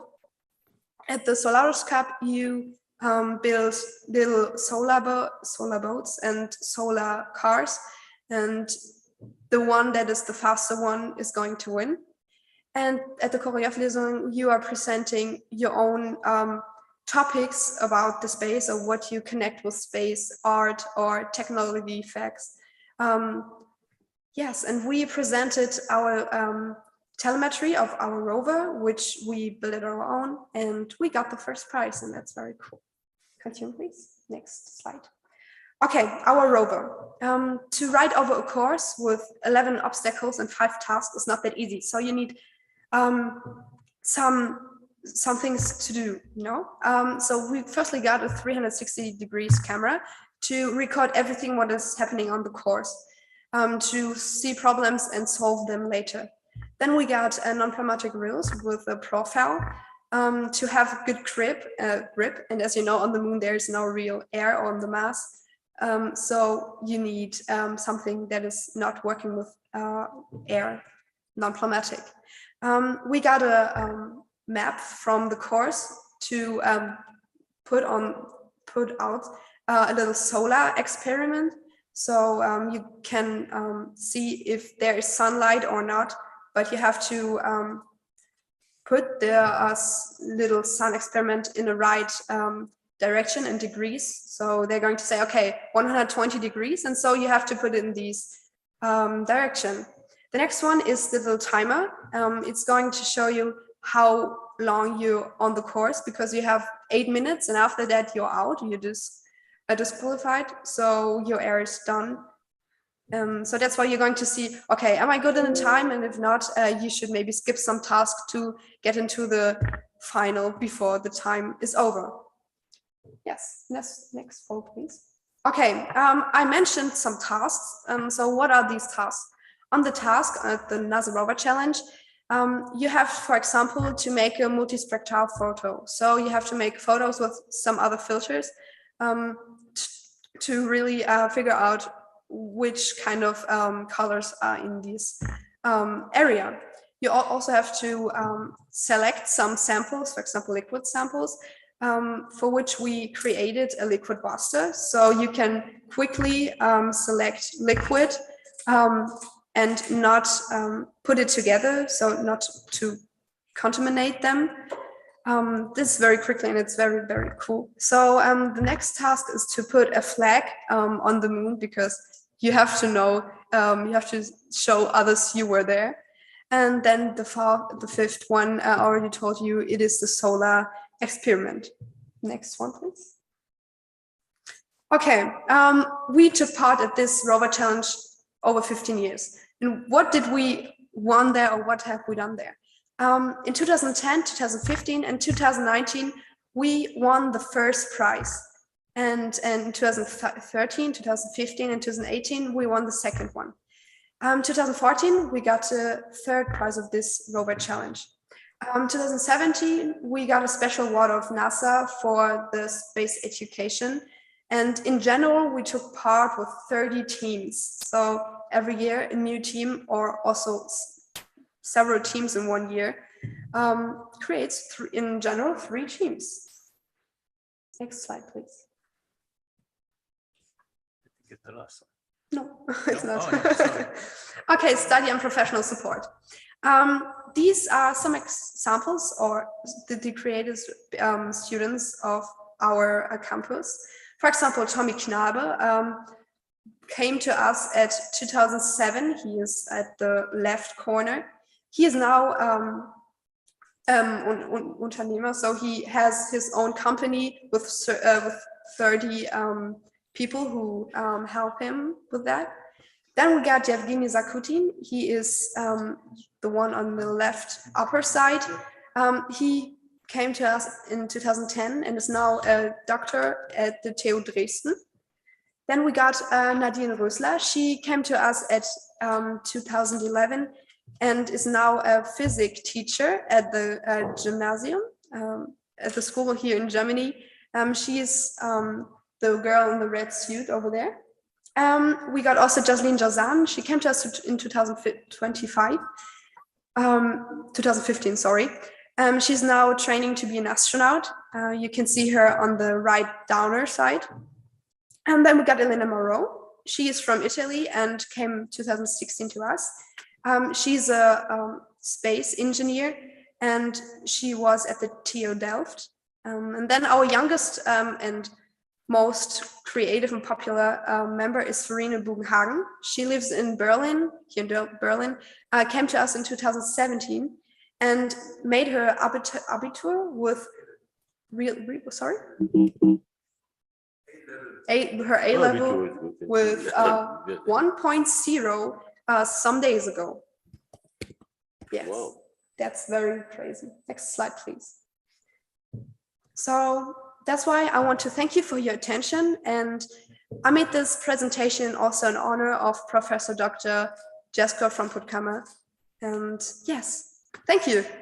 Yeah, bravo, bravo. Good. Wow, that's so impressive.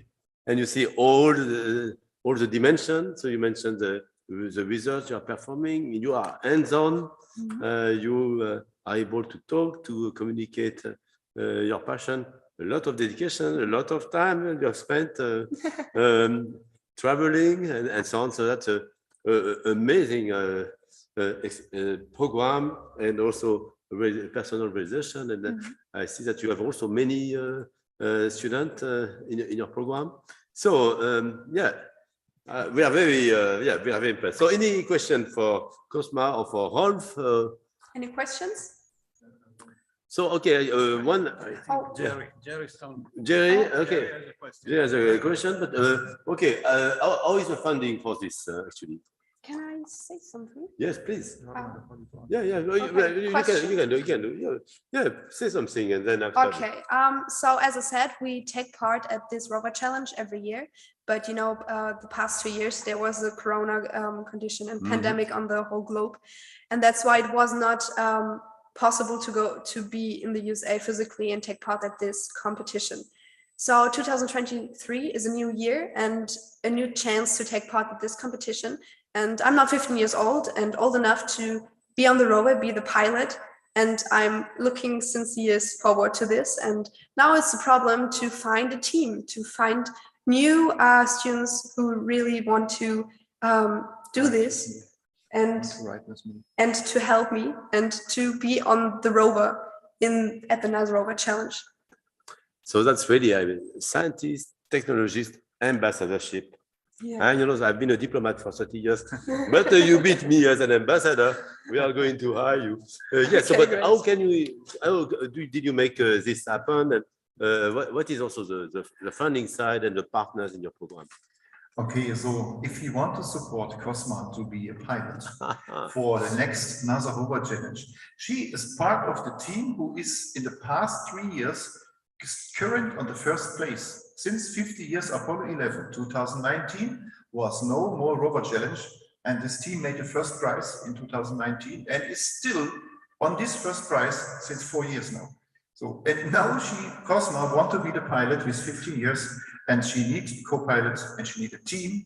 And if you have someone in your family or in your friends who is in an age between 14 and 17, so look to our website, spaceeducation.de, and see that you get in contact with Cosma and to ride this rover and to build it. So there was a question about the crowdfundings. Okay, I must tell you, this is not cheap. It costs time, it costs integrity, it costs ideas, and it costs a lot of work and also money.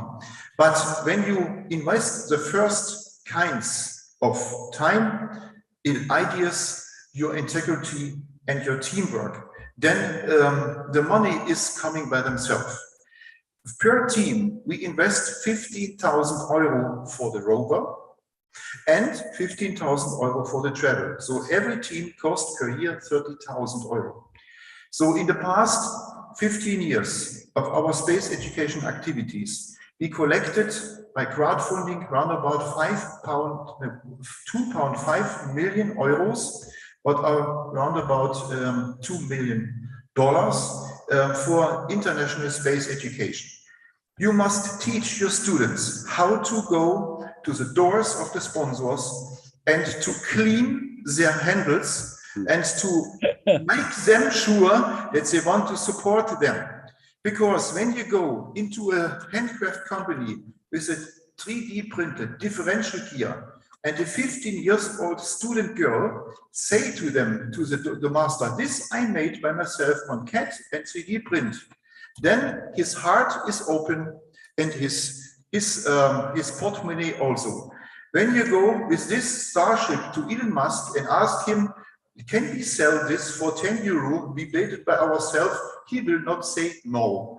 And this is what we are doing. And our professor from Puttkamer said, when you want to make future, when you want to support young people, you must be independent from taxpayers' money. And this is what we are doing by 100%. We are excellent. So in any case, we are going to continue because bravo.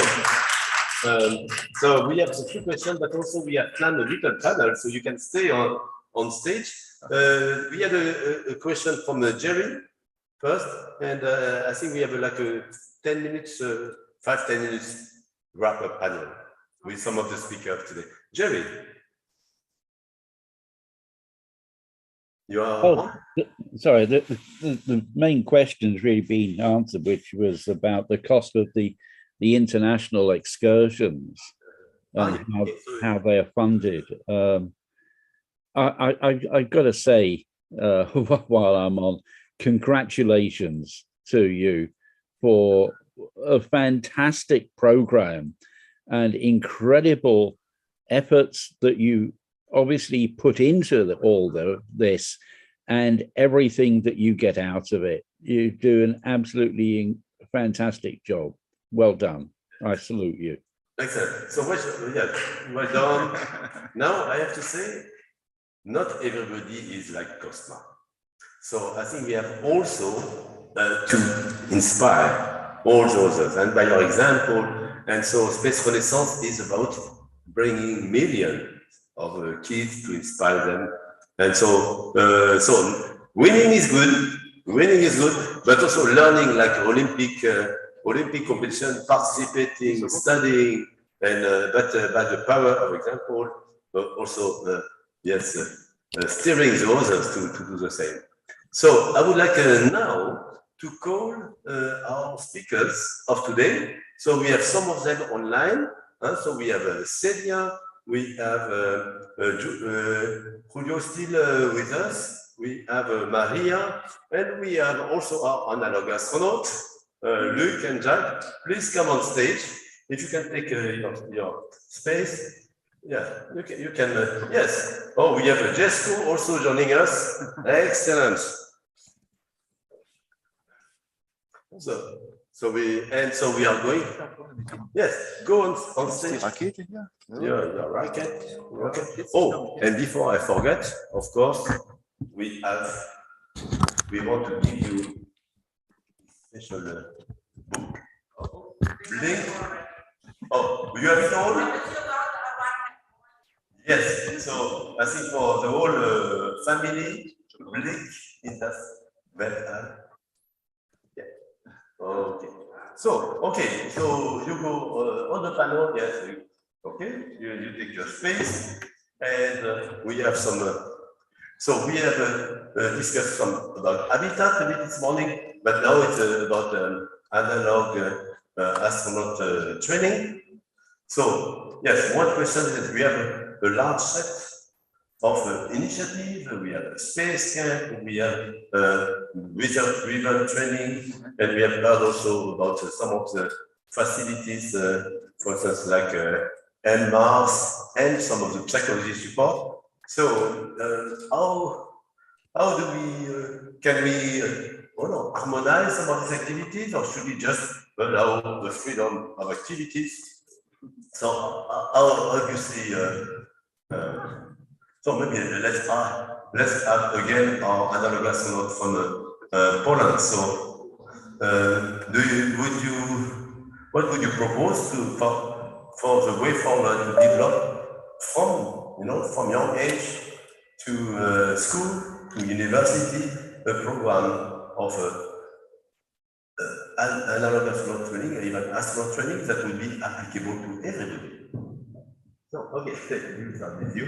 Yeah, we've seen so many different analog astronaut training companies and just groups. It'd just be good to see a lot of collaboration between the groups so they could share their ideas around, Okay. So, okay, Cosma, let's have your point of view. Can you repeat the question? Yes. So now you have got the experience, yes, from very young to school, and you are going to university. So how should we have this program extended? So should every school, every university have an astronaut program? So the thing is, young people hear the word astronaut, or do you want to be an astronaut, in movies. Astronaut flying to space and that stuff. But it is not really, you cannot really reach it in a normal school. You don't really know, okay, how can I be an astronaut, or what is it? Because if you don't know, you don't really are interested if you're not that creative. Mm-hmm. So I think it would be very, very, very good if there would be more physics or astrology, like astronomic lesson in school, and like more speaking about this space and all this about, because you cannot do something without knowing about it. Yes, so now we are in the 21st century. With the century, we are going to expand into space. And so should we change now our academic curriculum?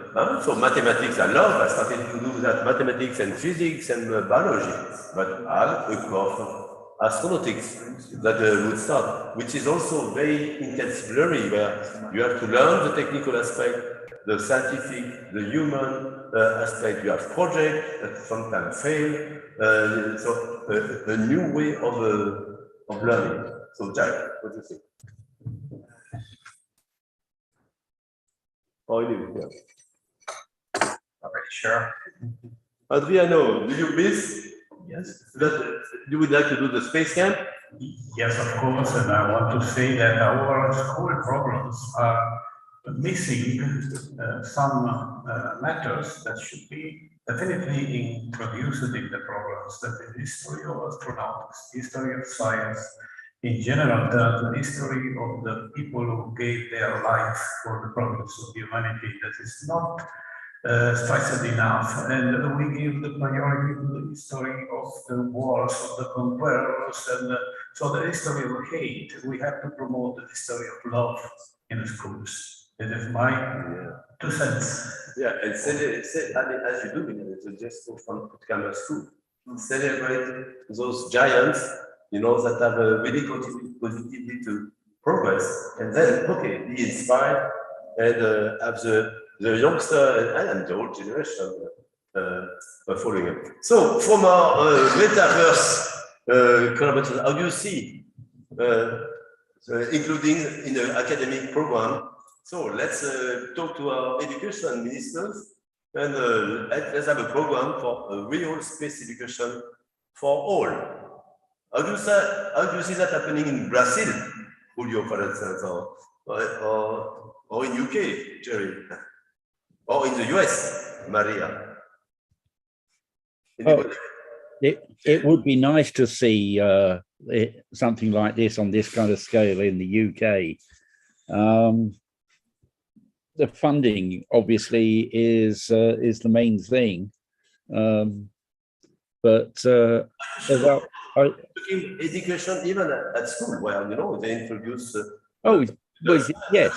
I mean, and this is what I do. I mean, pre-COVID, I used to go around to schools all over the country presenting space workshops and getting young people excited about space.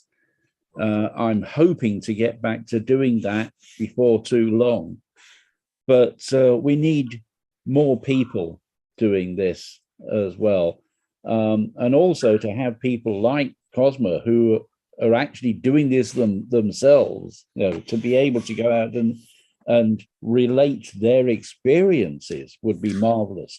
So I've just put a note in the chat, but I'm on the events committee at the British Interplanetary Society, and I would love to invite Cosma to give us a presentation through Zoom sometime later in the year. So if someone could drop me a line about that, I'd be happy to set it up. Yes. But we do need to promote this kind of activity. Yeah, so clearly the role model, also training the teachers. So are you, some of you involved directly in training the teachers, because then you have a leverage where you can reach 1,000 and not only the, so do you have also the program? Yes, I want to say something to that discussion. It is a dream to explain that a minister or the teacher must change the school. You cannot. It is not possible.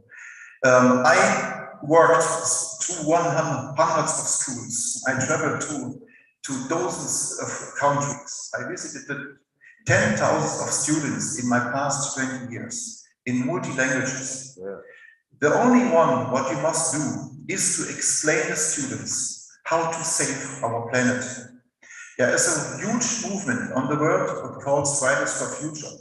Young students like Cosma understand that we have to save our planet, that we have to use solar energy, wind energy, that we have to drive this electric car, that we cannot more waste our atmosphere. And when you teach this, then the students will understand to save our planet. This is space flight. We are looking from the orbit on our planet and see what we are doing. We learned now that we do it waste, that we do it worse. And now we can learn also that we can do it contrary to the other side. And we have also another enemy in the space. What are the asteroids, the comets? The dinos were died because they had no space flight. They were not able to steer a planet or a comet around our atmosphere. We have to learn to save our ground and to save our planet against ourselves and against the weapons coming from the space. And when you teach students in the school in mathematics, in physics, and not in so much religion, then they will understand what is happened and how to save our planet. And we have a bright future. Excellent. Yeah, so now let's get citizens and also educators giving their point of view. So can you introduce yourself? Okay. Yeah. So I am Tanja Rehmann, and I am working as an engineer in the aviation industry. And I'm also interested in space exploration and space sciences. And what I want to say is we don't only need astronauts, we also need a lot of engineers, and we need to get women into engineering, because who are the people that will be the ones developing the technology to save this world, to make more science possible? It's the engineers. Yes, exactly. By engineers, but thank you. I studied, but we need quite a broad team, because now some of the challenges that we have to address, okay, require engineering, a bit of research, also scientists can be useful, even if they're not so easy to handle sometimes. I'm one, but you need managers, you need people that can communicate, you need also the politicians, because they help to develop the regulation, and we need representative of humanities, artists, because some of the challenge of today is to reconnect also with important values, save the planet, but also save our culture and also develop ourselves. So yes, engineers, important. We have also to teach engineers with emotional intelligence. That's what Celia. No, I want to tell you that the education system has to change. The digital era is coming, but also we need to save the planet. And I think the concept is wonderful when we try it at the school to start with astronautics, because probably everyone is engaging themselves when it's not about to solve something, is to discover and to develop and to a lot of creativity. No, I think it's, yeah, we need to change something in the education. At the education, yes. Excellent. It looks like we have to change, but how can we do that? We can do that by some of these pilot experiments, by going to the school, developing success stories that after can be adapted, imitated, and also incorporated into the education system. You know, space engineering didn't exist 50 years ago because we didn't have space program yet. But now it makes its way in the university. Some of the sciences, quantum science, is now in high school program. So I think we can also start to incorporate space science, space engineering in high school, because we are a society which is very much dependent on space for survival, for progress. So I think we can change that, but it's true, it's in the education system, there are also some inertia, there are some things that we have to develop, and also the idea of a team project where you have the different skills from the team, learning to work with a team. That's completely new challenge for our society, or skills to develop. So, from the audience, anybody else want to Okay, so I propose that, okay, we thank very much all our speakers, panelists on the physical stage, in the metaverse. Let's get our local organizer Sabine also with us. And of course, let's get a nice space family picture on stage. So we have some photographer. Okay, I just wanted to say something, because we're talking about doing more school, we're going to school and make astronaut things and more astronauts and engineering things, that if the schools don't have time or don't want to do that, you can do something practical, and that's what we're doing. Doing solar panels, helping and developing new things.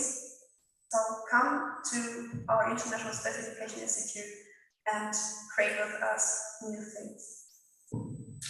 Yes, wonderful. I think I cannot resist because I always try to come to Leipzig.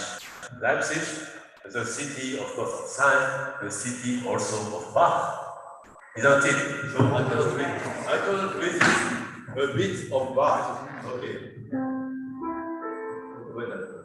There's a chair, give him a chair. Wait. Okay, should we play some Bach? Let's Feel free. I'm too emotional. Do you play music? I play ukulele and a bit of guitar, okay. But I'm a singer mostly. What do you think? Okay, let's put Fly Me to the Moon then again. Okay. Yes.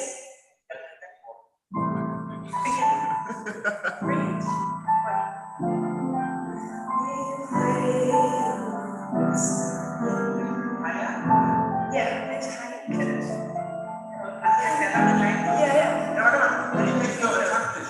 Let's do it a cappella. Is it yes. No, even I cannot play it. Fly me to the moon and let me play among the stars. Let me see what spring is like on Jupiter and Mars. In other words, hold my hand. In other words, I love you. Something like that, right?